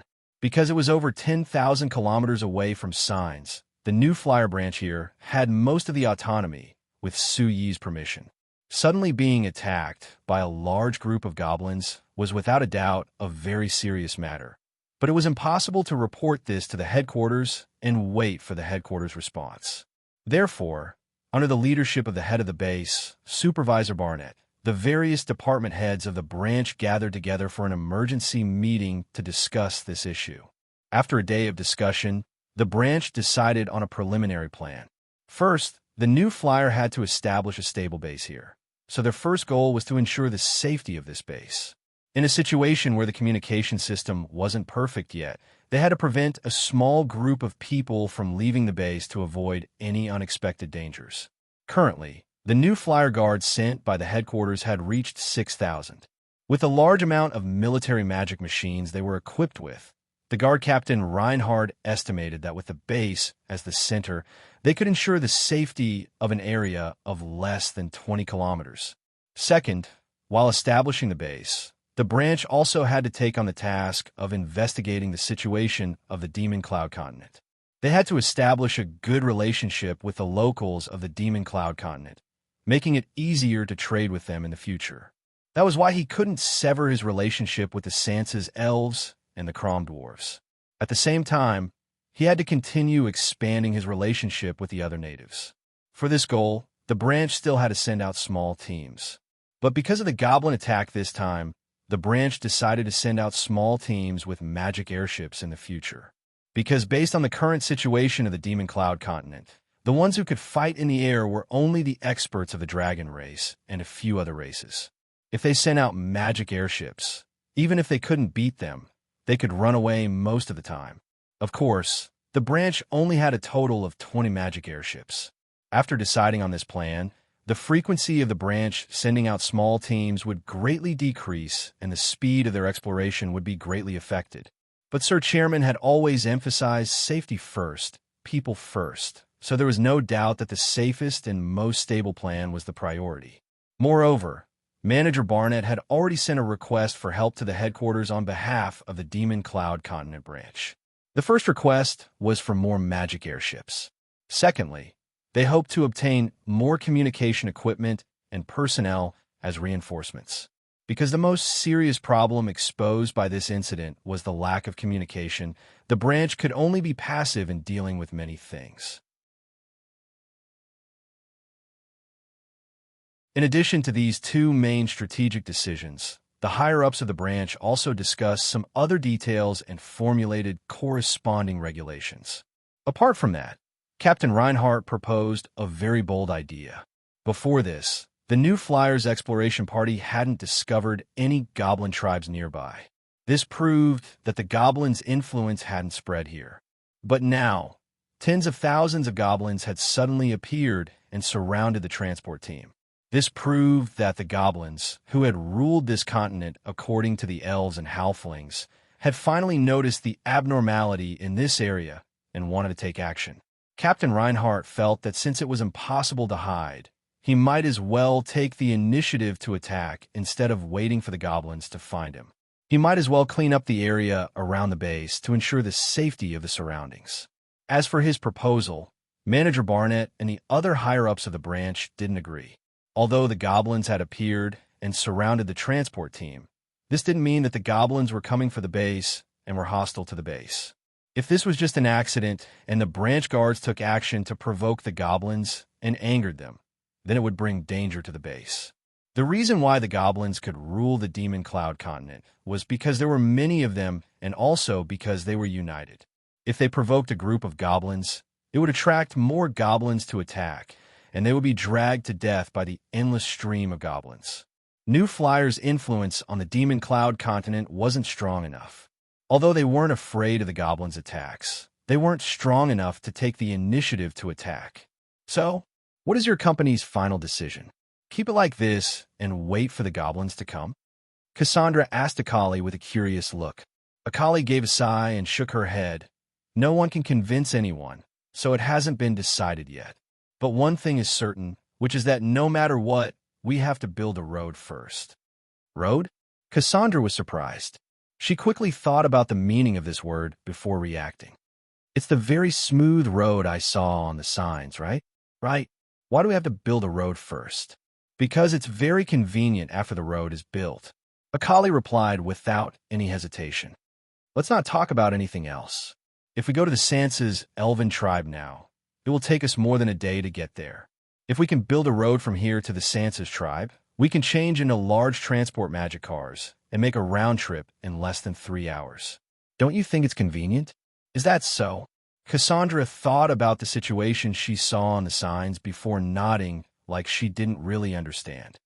But don't you have to worry about the goblins attacking you when building the road? What's the difference? We don't have enough people right now, so we can only take it slow. Anyway, what we need to do right now is to build the road and the magic communication network bit by bit. The larger the area covered by these two things, the larger the area we can move around in.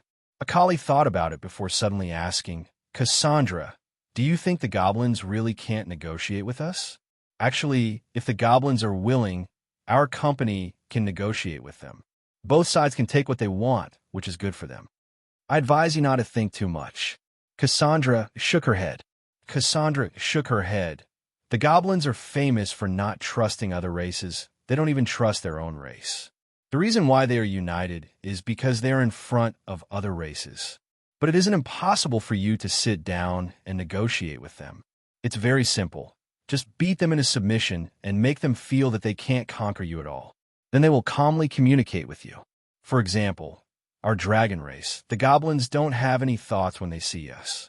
Of course, our dragon race doesn't have any thoughts about those dirty and despicable goblins. Beat them into submission. Akali slightly knit her brows to think before suddenly revealing a smile. It doesn't seem that hard. Cassandra really wanted to refute Akali, but thinking of the powerful battle strength of the New Flyers' magic airships 2 days ago, she fell silent. Although Cassandra was certain that if she fought with a magic airship, she would have the upper hand without a doubt. But Akali had said that the New Flyers' magic airships could be made without stopping, so they could make as many as they wanted. And the number of dragons was limited, so they couldn't afford to lose a single one. Comparing it like this, the New Flyers' potential far surpassed their dragon race. Thinking of this, Cassandra's gaze looking at Akali had a subtle change. She was willing to come into contact with these humans before mainly because they could give her interesting things like those colorful illusion films. However, after experiencing the New Flyers guards defeating over 10,000 goblins 2 days ago, Cassandra suddenly found that these humans weren't just more interesting than the dragons.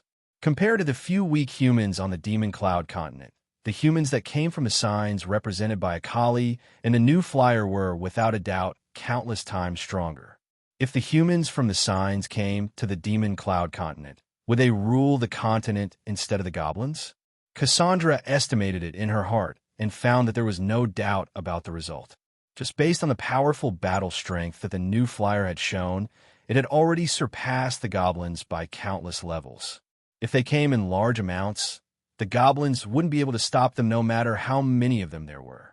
Then if the Demon Cloud continent was really ruled by these humans, what kind of effect would that have? Cassandra seriously thought about it for a while, but she still couldn't get a clear answer. She had been to the signs and seen with her own eyes the prosperous society created by the people in the signs. She also personally felt the various pleasures that these humans brought to her. But after all, she didn't stay in the signs for long, so she couldn't judge the difference between the humans ruling the continent and the goblins ruling the continent.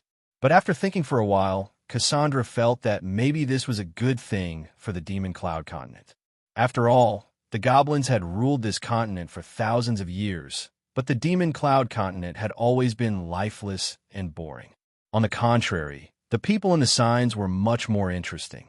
If Cassandra had to choose, of course, she would prefer the humans in the signs. One person and one dragon thought about their own thoughts and fell into silence together. After a while, this silence was interrupted by the loud sound of the wind. Leong flapped his wings as he arrived above the human and dragon. When he was halfway down, he suddenly thought of something and quickly turned into his human form before landing. "Hey, Akali, I've decided. Give me a set of each military magic machine, and it's best if you give me a magic airship. Then I'll go back and convince my clansmen to cooperate with your company. What do you think?"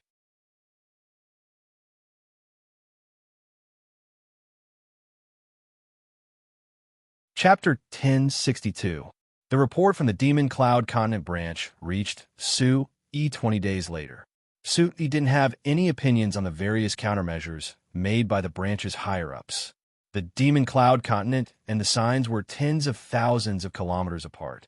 It would take more than a month for both sides to get in touch. Even if Su changed the decisions made by the branch, it was already more than a month late and couldn't keep up with the changes in the situation. Therefore, unless there was an obvious and particularly serious mistake in the decisions of the branch, Su wouldn't interfere from tens of thousands of kilometers away. What's more, although the response made by the branch this time was slightly passive, they didn't know enough about the situation on the Demon Cloud continent, so it wasn't a problem to be cautious. As for Captain Reinhardt's proposal to take the initiative to attack the goblins, Su rejected it. Whether it was the information provided by the dragons, elves, halflings, or other aborigines of the Demon Cloud continent, it proved that the goblins were far more powerful than other races on the Demon Cloud continent. They were a very difficult enemy. Taking the initiative to provoke the goblins before they were fully prepared was tantamount to asking for trouble. However, since the goblins had appeared only a few dozen kilometers away from the base, with the goblins' characteristic of frantically expanding their territory, they would soon discover the existence of the base. The two sides were bound to have a conflict, so there wasn't much time left for the base to prepare. Thinking of this, Su wrote his name on the material assistance report submitted by the branch and handed it to Cindy. "Take it to the logistics department and let them deal with it first." Cindy took the report and glanced at it. She slightly frowned, hesitated for a moment, and whispered, "President, the logistics department has put forward an opinion last time, saying that the material support requirements of the Demon Cloud Continent branch are getting higher and higher, causing them too much pressure." "Oh."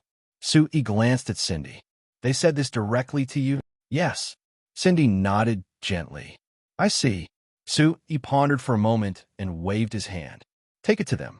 By the way, tell them that the construction of the Demon Cloud Continent branch is for the long-term development of our Chamber of Commerce. Even if there is pressure, they must withstand it." "Yes." Seeing Cindy turn to leave, Su leaned back and also knit his brows, falling into deep thought. It was no wonder that the people in the logistics department felt the pressure was too great. Since the new flyer began to send people and materials to the Demon Cloud continent 2 years ago to build a branch base, the total value of the materials invested by the new flyer in this project was as high as 30 million gold coins. Compared to resources, what was more important was the various types of personnel. The other departments were fine. In order to ensure the smooth construction of the Demon Cloud continent base, the Frestec Chamber of Commerce had sent a total of 6,000 guards. Just the value of this squad of guards was already immeasurable. In addition to the various military magic machines and military resources that they were equipped with, the cost was even more astronomical. Moreover, because they sent 6,000 guards to the Devil Cloud continent, in order to make up for this gap, the signs had to retrain and equip a new batch of guards. In the past 6 months, the new flyer had invested more than 10 million gold coins in this project. Moreover, the fighting strength of the newly recruited guards was obviously not as good as the old guards that were sent out. Therefore, in fact, the armed forces of the new flyer in the signs had decreased a lot compared to before. However, the situation in the signs had not been stable recently. In addition, the new flyer had to continue to expand their sphere of influence, so they needed more powerful armed forces. Therefore, the investment in the guards had to be greatly increased. According to the plan, the new flyer was expected to invest at least 20 million gold coins in the guards in the next 2 to 3 years. In this way, because of the opening of the branch base on the Demon Cloud continent, the new flyer had to spend at least 30 million gold coins on average every year. This naturally put a lot of pressure on the logistics department in charge of the Chamber of Commerce's logistics. This situation could only be alleviated after the branch base became self-sufficient and gradually produced some output. However, with the current situation of the branch base, this situation would last for at least several years. Therefore, for the new flyer, the next few years were the most critical years, and there was no room for mistakes. Sui thought for a while, then got up and went to the map of the signs hanging on the wall, his eyes slowly sweeping over the map. In reality, although the logistics department complained that there was too much pressure for the current Frestac Chamber of Commerce, spending 30 million gold coins a year wasn't something they couldn't afford. After all, the Frestac Chamber of Commerce's net profit last year was a shocking 150 million gold coins. Putting aside the investment in other aspects, the new flyers still had a lot of profit surplus. Taking out 30 million gold coins a year to invest in the branch base was not a big problem. However, the premise of this was that the new flyer's development had been maintained smoothly. This way, the new flyer could continue to have high profits and high investment that almost all the other chambers of commerce on the continent could not compare to. Under normal circumstances, this was of course not a problem. With the drive and influence of the new flyer, almost all the countries in the signs began to desperately invest in the magic machine industry. However, their foundation was far inferior to the new flyers, so their development of the magic machine industry was actually equivalent to indirectly expanding the market for the new flyer. With such a foundation, the sales of the new flyer soared like a rocket. However, due to the decline in the profit margin, the total profit did not soar as much as the sales. It could only be said to be a steady and rapid increase. One of the important reasons for this was that the other countries on the continent had begun to clamp down on the new flyer openly and secretly, try to suppress the rapid development of a new flyer. The establishment of the Chino Union and the Valley Coordinating Committee were examples of these countries targeting the new flyer. Fortunately, Sui was already prepared in this regard. As early as more than 10 years ago, he did everything he could to control all kinds of mineral resources at all costs. At that time, the countries did not pay enough attention to mineral resources and obtained a large amount of results. Although the various mineral resources controlled by the Xinfei Chamber of Commerce could not be compared to the Chino Union and the Valley Coordinating Committee, if the new flyer was used for its own use, it was enough to let the new flyer not have to worry about it for hundreds of years. More importantly, the new flyer's steel and various non-ferrous metals smelting technology far exceeded the two major organizations, so the steel and other non-ferrous metals produced by the Xinfei Chamber of Commerce occupied an absolute market share. Even the two major mining organizations had to cooperate with the Xinfei Chamber of Commerce, taking out a portion of their various mineral resources to be smelted by the Xinfei Chamber of Commerce. This way, the two major mining organizations could not completely block the new flyer, so the impact of this on the new flyer was almost zero. On the contrary, the other magic machine companies that urgently needed steel and non-ferrous metals were more aware of the technological advantages of the new flyer, causing the profits of the Xinfei Chamber of Commerce to soar. However, Sui was very clear that all of this was only temporary. Now, the major countries on the continent were still wary of the new flyer. When their technological strength was still far inferior to the new flyer, they had to show an attitude of cooperation with the new flyer and could not restrict the new flyer too much. But once their technological strength increased and their dependence on the Frestac Chamber of Commerce decreased, they would definitely think of ways to restrict the Frestac Chamber of Commerce. No wonder Grandpa and Steele always say that I reap what I sow. Sui shook his head and let out a soft sigh. He had always dreamed of being able to develop a complete industrial system for the entire signs. So he was not stingy in transferring technology to other countries and companies, and even personally guiding them. But once the other countries and companies had a large increase in technology, their dependence on the Frestech Chamber of Commerce would naturally decrease. In the future, if their technology surpassed the New Flyer, then it would be very normal for them to take a bite out of the New Flyer. Therefore, this was a difficult choice. If he wanted to quickly promote the development of the magic machine industry, he had to share some of the New Flyer's unique technology so that everyone could develop together. But the more he shared, the faster the other forces would catch up to the New Flyer, and the more difficulties the New Flyer would face. How to control the type and speed of sharing technology was a very difficult test for Sui. The slightest carelessness could cause the New Flyer to fall into a passive position. Of course, one thing was certain, and that was that Sui had to be very careful when it came to military magic machine-related technology. The reason why the other countries were still wary of the New Flyer was because of its absolute advantage in the field of military magic machines. This made the other countries wary of the New Flyer's military might. If the New Flyer lost this advantage, then Sui was certain that the other countries would definitely rush over and forcefully divide the New Flyer.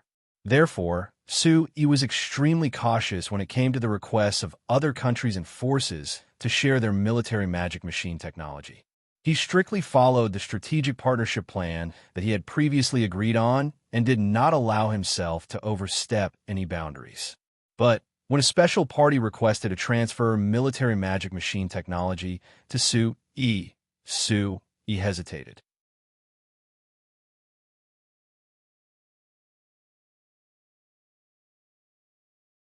Chapter 1063. This special target was Viscount Leslie. Viscount Leslie had led the remaining subordinates of the Stag family to stay on Paradise Island for 10 years, so he had already taken control of Paradise Island. With the support of the New Flyer, Paradise Island had already developed a decent magic machine industry. Moreover, because of Sui's suggestion, Viscount Leslie had placed Paradise Island's main development in the shipbuilding and fishing industries. Now that Paradise Island had 4 harbors and 3 shipyards, they could make at least 5 large transport magic ships and over 20 guard ships each year. Their output could even compare to the shipyards of the Frestech Chamber of Commerce's main base. Most of these ships were given to the New Flyer, and a small part was kept by Viscount Leslie for his own use. Adding in the military magic machines provided by the New Flyer, Viscount Leslie had developed over the years. He now had a fleet of 8 large transport magic ships and 27 guard magic ships under his name. These 8 large transport magic ships with the small transport magic ships formed a very strong transport fleet. Not only could they handle the trade between Paradise Island and the Signs, they could also handle the sea transport requests of many countries and companies in the Signs. The Leslie Chamber of Commerce's sea transport was second only to the Shinfei Transport Company. Even the New Flyer sometimes hired the Leslie Chamber of Commerce's ships to help with the sea transport. It could be said that after Leslie came to Paradise Island, he had found a new world. He had a place to display his abilities and stretch his muscles. Furthermore, he had performed exceptionally well and had managed Paradise Island well. Last year, Sui had been invited by Leslie to Paradise Island. He found that this island was much better compared to the desolate and backward state it was when he first found it. Although it was only an island with a total area of less than 20 square kilometers, Leslie had built a complete road network on the island. Moreover, he had built a road around the island, making transportation on the island incomparably convenient. At the same time, he also carried out a strict division of each area on the island. The industrial area and the living area were completely separated and did not affect each other. All the buildings were specially planned to be neat, tidy, and beautiful. After that, he even invited a group of elves to rearrange the vegetation on Paradise Island, causing the entire island to be bathed in green grass and red flowers. Regardless of whether one was looking down from the sky or standing on the island, it was a refreshing sight. Sui even felt that choosing to live on Paradise Island was a kind of enjoyment. Moreover, according to the information Leslie provided, not only did the residents of Paradise Island solve the problem of food and clothing, each person's annual income was already over 100 gold coins. Everyone was living a good life, and compared to before, it was simply a different world.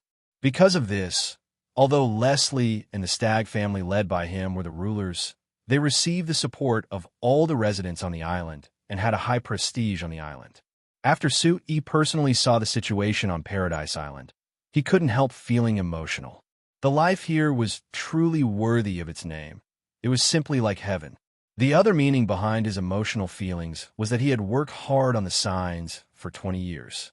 Although he had brought large changes to the signs, like the Principality of Constantine and the Lampari Kingdom, the one that was closest to his ideal state was Paradise Island that had only started developing later. Of course, Paradise Island was small and had a small population. As long as he focused on developing an industry, it would be much easier to change it. Moreover, because Paradise Island was too small, it had limited space to develop and was very fragile. If they lost their advantage in the shipbuilding industry, Paradise Island would instantly return to its original state. Sui was clear on this, but Leslie was even more clear on this. So Leslie had always been looking for a way out for Paradise Island to develop. He had suddenly visited Sui last month and asked Sui to share some of the military magic machine technology with him. Because of this, Leslie wasn't willing to only work for New Flyer on the magic boats, so he wanted to build new magic boats and magic battleships on this basis. Sui approved of his idea, but as for whether he would support it or not, Sui was very hesitant. It was very clear that if Paradise Island could build their own magic boats, they would have a long-term iron rice bowl that would guarantee that Paradise Island wouldn't need to worry about not earning money in the future. Moreover, the Frestec Chamber of Commerce would have an even stronger partner, allowing the Frestec Chamber of Commerce to obtain more magic ships.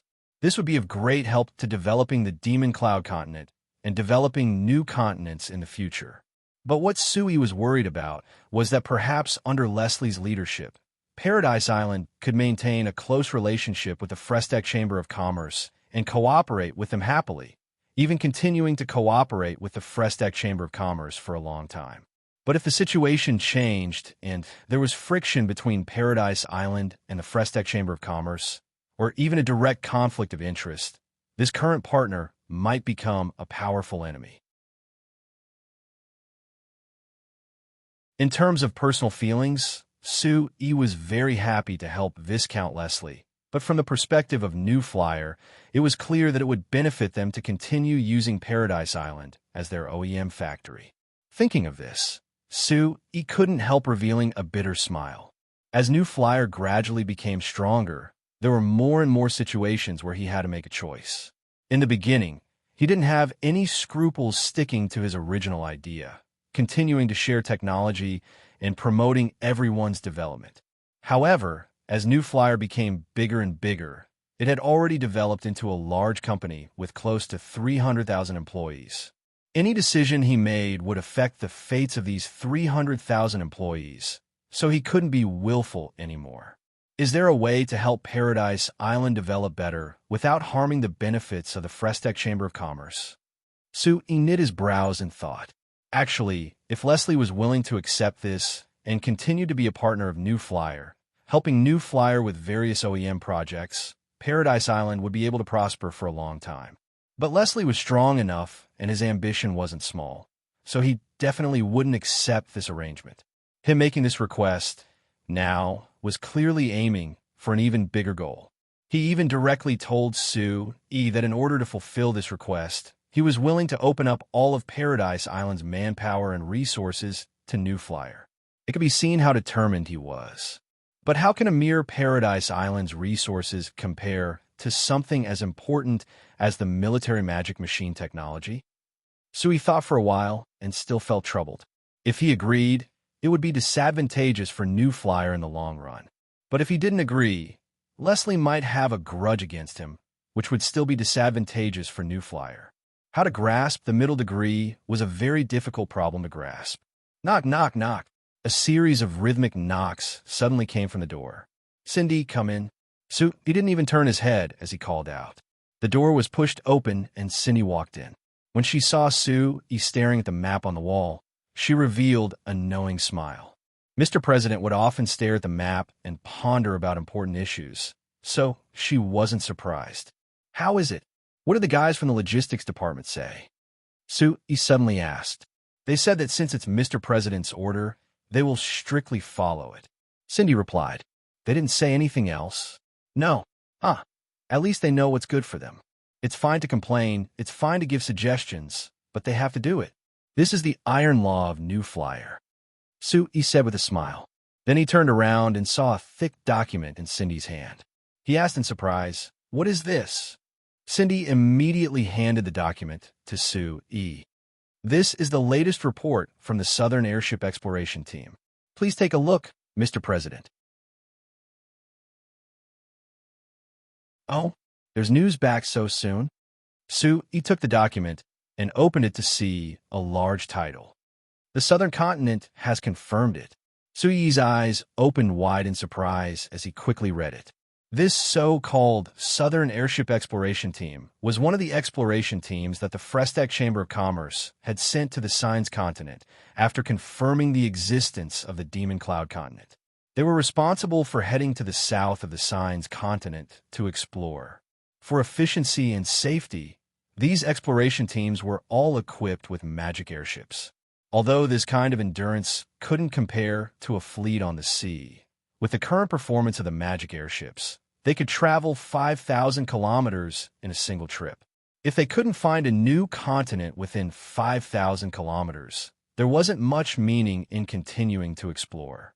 This was because the New Flyer didn't have the financial resources and manpower to explore another continent for now. What Sue didn't expect was that in less than 2 months after the exploration team was sent out, there was already clear news that came back. Moreover, the first piece of news was such an important piece of news. In this report, the exploration team described in detail the situation of their exploration to the south. In the first month, they followed Sue's arrangements and went around the southern seas of the Signs, expanding their exploration range as much as possible. However, they only found endless sea water in a month, as well as islands dotting the surface of the sea. Although some of the islands were very large, they were still far from being a whole new continent. At the beginning of the second month, they finally found a continent that they couldn't see the end of on the sea 3,000 kilometers away from the Signs. After a week of exploration, they were certain that this continent was a real continent and not an island that was rather large. This was because they had been flying along the coast of the continent for close to a week, but they still hadn't seen the other side of the continent. After confirming this point, the exploration team immediately wrote an advance report on the results of their observations and sent it back to them. Following this, they would continue to explore the continent and confirm more detailed information. Sue noticed a sentence in the report.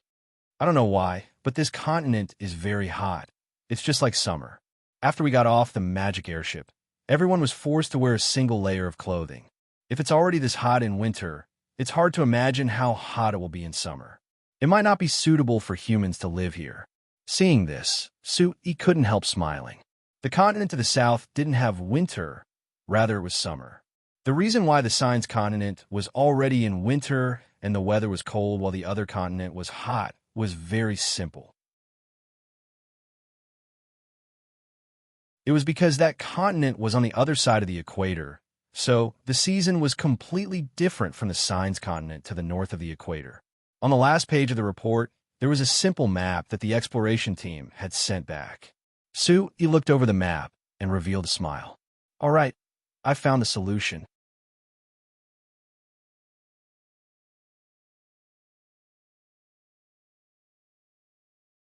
Chapter 1064.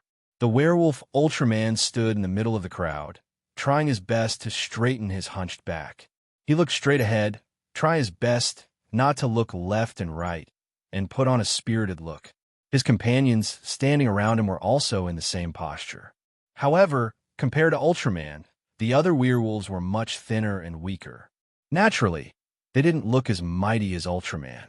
Because of this, Ultraman was very confident in himself. he would definitely be selected by the new Flyer Guards and become a new Flyers Guard that all of his tribesmen were envious of. Hey, that guy over there, what are you laughing at? Be serious.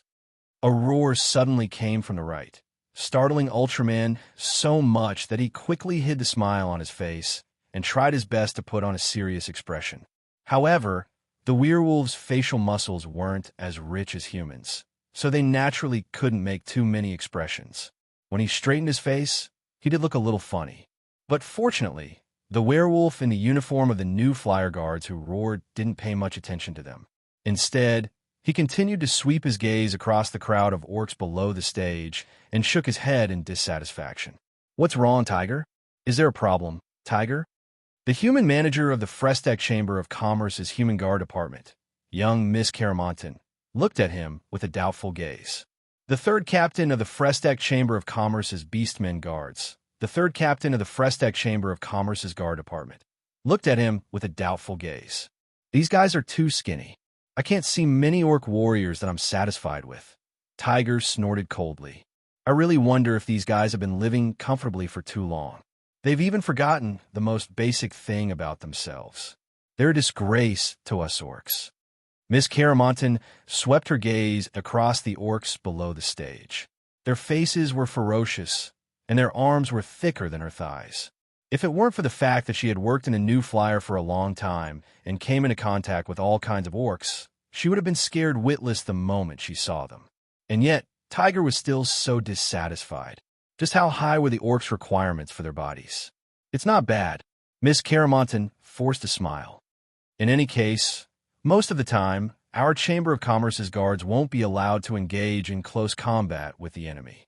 It's fine as long as their physique is stronger than that of ordinary humans. Yeah, you're right. Tiger nodded. I just couldn't help but sigh. Back then, our Beastmen warriors were all extremely strong. Any one of them could take down more than 10 of these fellows. Now that I see how weak they are, I really feel heartbroken. Miss Caramonton glanced at Tiger and found that she could not see any special expression from this Tigerman's face, so she could only give up. Actually, you can't blame them. In order to have a healthy body, one must have sufficient living conditions. The Beastmen who came to participate in the recruitment came from other parts of the continent. None of them came from the Black Rice Wasteland, so their living conditions were naturally inferior. I heard that it's already pretty good for them to be able to eat their fill in their own clans, so it's actually not easy for them to maintain this kind of physique. Miss Caramonton said, If it wasn't for Sir President requesting for us to expand the guards, I wouldn't have recruited these trash. Tiger snorted in dissatisfaction. Miss Caramonton bitterly smiled and shook her head. Indeed, as the new Flyers Guards were equipped with more and more advanced military magic machines, the requirements for the new Flyers Guards' physique had become lower and lower. However, the new Flyers Guards had never lowered their requirements and had always maintained an extremely strict standard for recruitment. After all, the new Flyers Guards at the beginning were all elite warriors from the Elves, Dwarves, and Beastmen clans. Any one of them could fight 1 against 10. If the standards were lowered, it would make people feel that the new Flyers Guards had lowered their standards. However, because of Sir President's request to expand the guards had no choice but to lower their standards and openly recruit. These Beastmen in front of them were recommended by the Beastmen serving in the new Flyers Guards. They could already be considered to have decent physiques among the Beastmen in the signs. However, compared to the current Beastmen in the guards, these Beastmen in front of them were undoubtedly much weaker. This couldn't be helped. Even if the Beastmen were naturally gifted and their physiques were naturally stronger than humans, if they wanted to have a healthy body, they would first need large amounts of food to replenish their nutrients. The Beastmen in the signs had always been squeezed out of their living space by humans, so it was very difficult for them to obtain enough food to strengthen their bodies. It could be said that apart from the Beastmen in the Black Rice Wasteland, the other Beastmen in the signs didn't have a good life. Therefore, when the new Flyers Guards released their standards and openly recruited a large number of guards, even if these Beastmen were far away, they immediately rushed over after receiving the news. For these Beastmen, if they could join the new Flyers Guards, Not only would they be able to eat and drink to their heart's content, they would also be able to obtain a good salary and various benefits. Even their families would be able to live a good life because of this.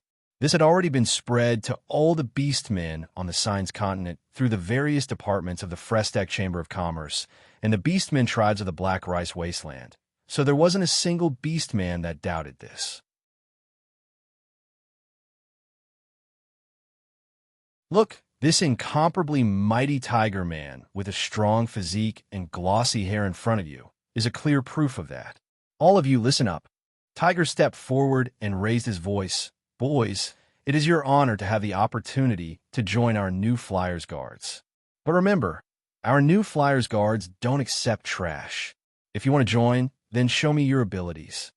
Hearing this, the many beastmen below the stage howled and waved their arms with all their might, trying their best to show off their strength to Tiger. Silence. Tiger roared again, suppressing the uproar among the beastmen. Let me tell you one thing first. Our new Flyers Guards are very particular about discipline. If you don't listen, then even if you come in, you might be kicked out at any time. Do you understand?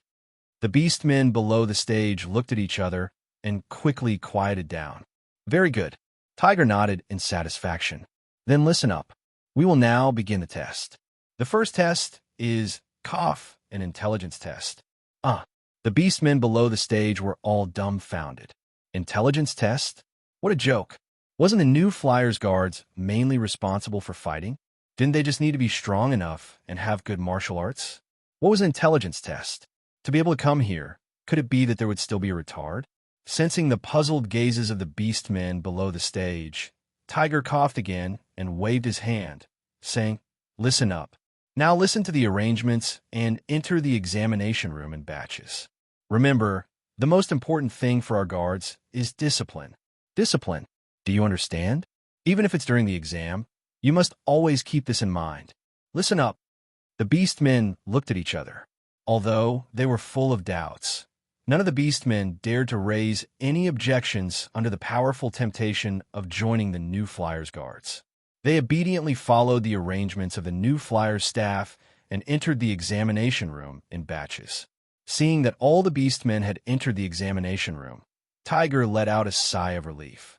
He wiped the few drops of sweat on his forehead and frowned at Miss Caramonton, saying, "Hey, Miss Caramonton, why do you think the Chamber of Commerce's headquarters added an intelligence test to the examination? We're recruiting guards, not researchers. Actually, I heard that Sir President wanted to add a written test at first, but after considering that the other races aren't proficient in our human language and culture, he changed it to an intelligence test," Miss Caramonton replied. Why? Why did Sir President add this test? What's the purpose? Tiger didn't dare to raise any objections when he heard that Sir President had personally added the test. He could only continue to ask in confusion. "Captain Tiger, what do you think? What are the chances of our guards directly going up against the enemy and engaging in a melee?" Miss Caramonton asked in return. It should be very little. Very little. Tiger hesitated before answering. Given that our guard's current fighting style is mainly based on operating various military magic machines, although the guards are still required to have excellent physical fitness, it's more important that they master the ability to operate military magic machines. Therefore, a basic intelligence test is necessary. Otherwise, if they can't learn how to operate military magic machines after being recruited, they can only be used as guards at the lowest level, right? That makes sense, Tiger scratched his head and said with a bitter smile. Actually, I've also started to notice this problem recently. My beastmen subordinates are all stupid to death. If a new military magic machine is randomly given to them, it would take them a long time to learn how to use it. This is giving me a headache. Look at the elven guards and the human guards. They can learn it easily. Especially the dwarven guards. They only need to touch it to know how to use it. We beastmen can't compare at all. If this goes on, I'm afraid that we beastmen will only be able to work at the lowest level of the guards. Miss Caramonton smiled faintly. Captain Tiger, it's good that you can realize this. Sir President has always emphasized that knowledge is power. It doesn't matter if your intelligence is low, As long as you have the intention to study hard and master more knowledge, you won't fall too far behind. So, I hope that you and your beastmen subordinates can work harder and not be eliminated. Tiger was startled. Did Sir President say this? Miss Caramonton smiled and didn't answer. You're tuning in to the Warrior Lore YouTube channel. Don't forget to subscribe and join us on this journey to catch the most captivating stories.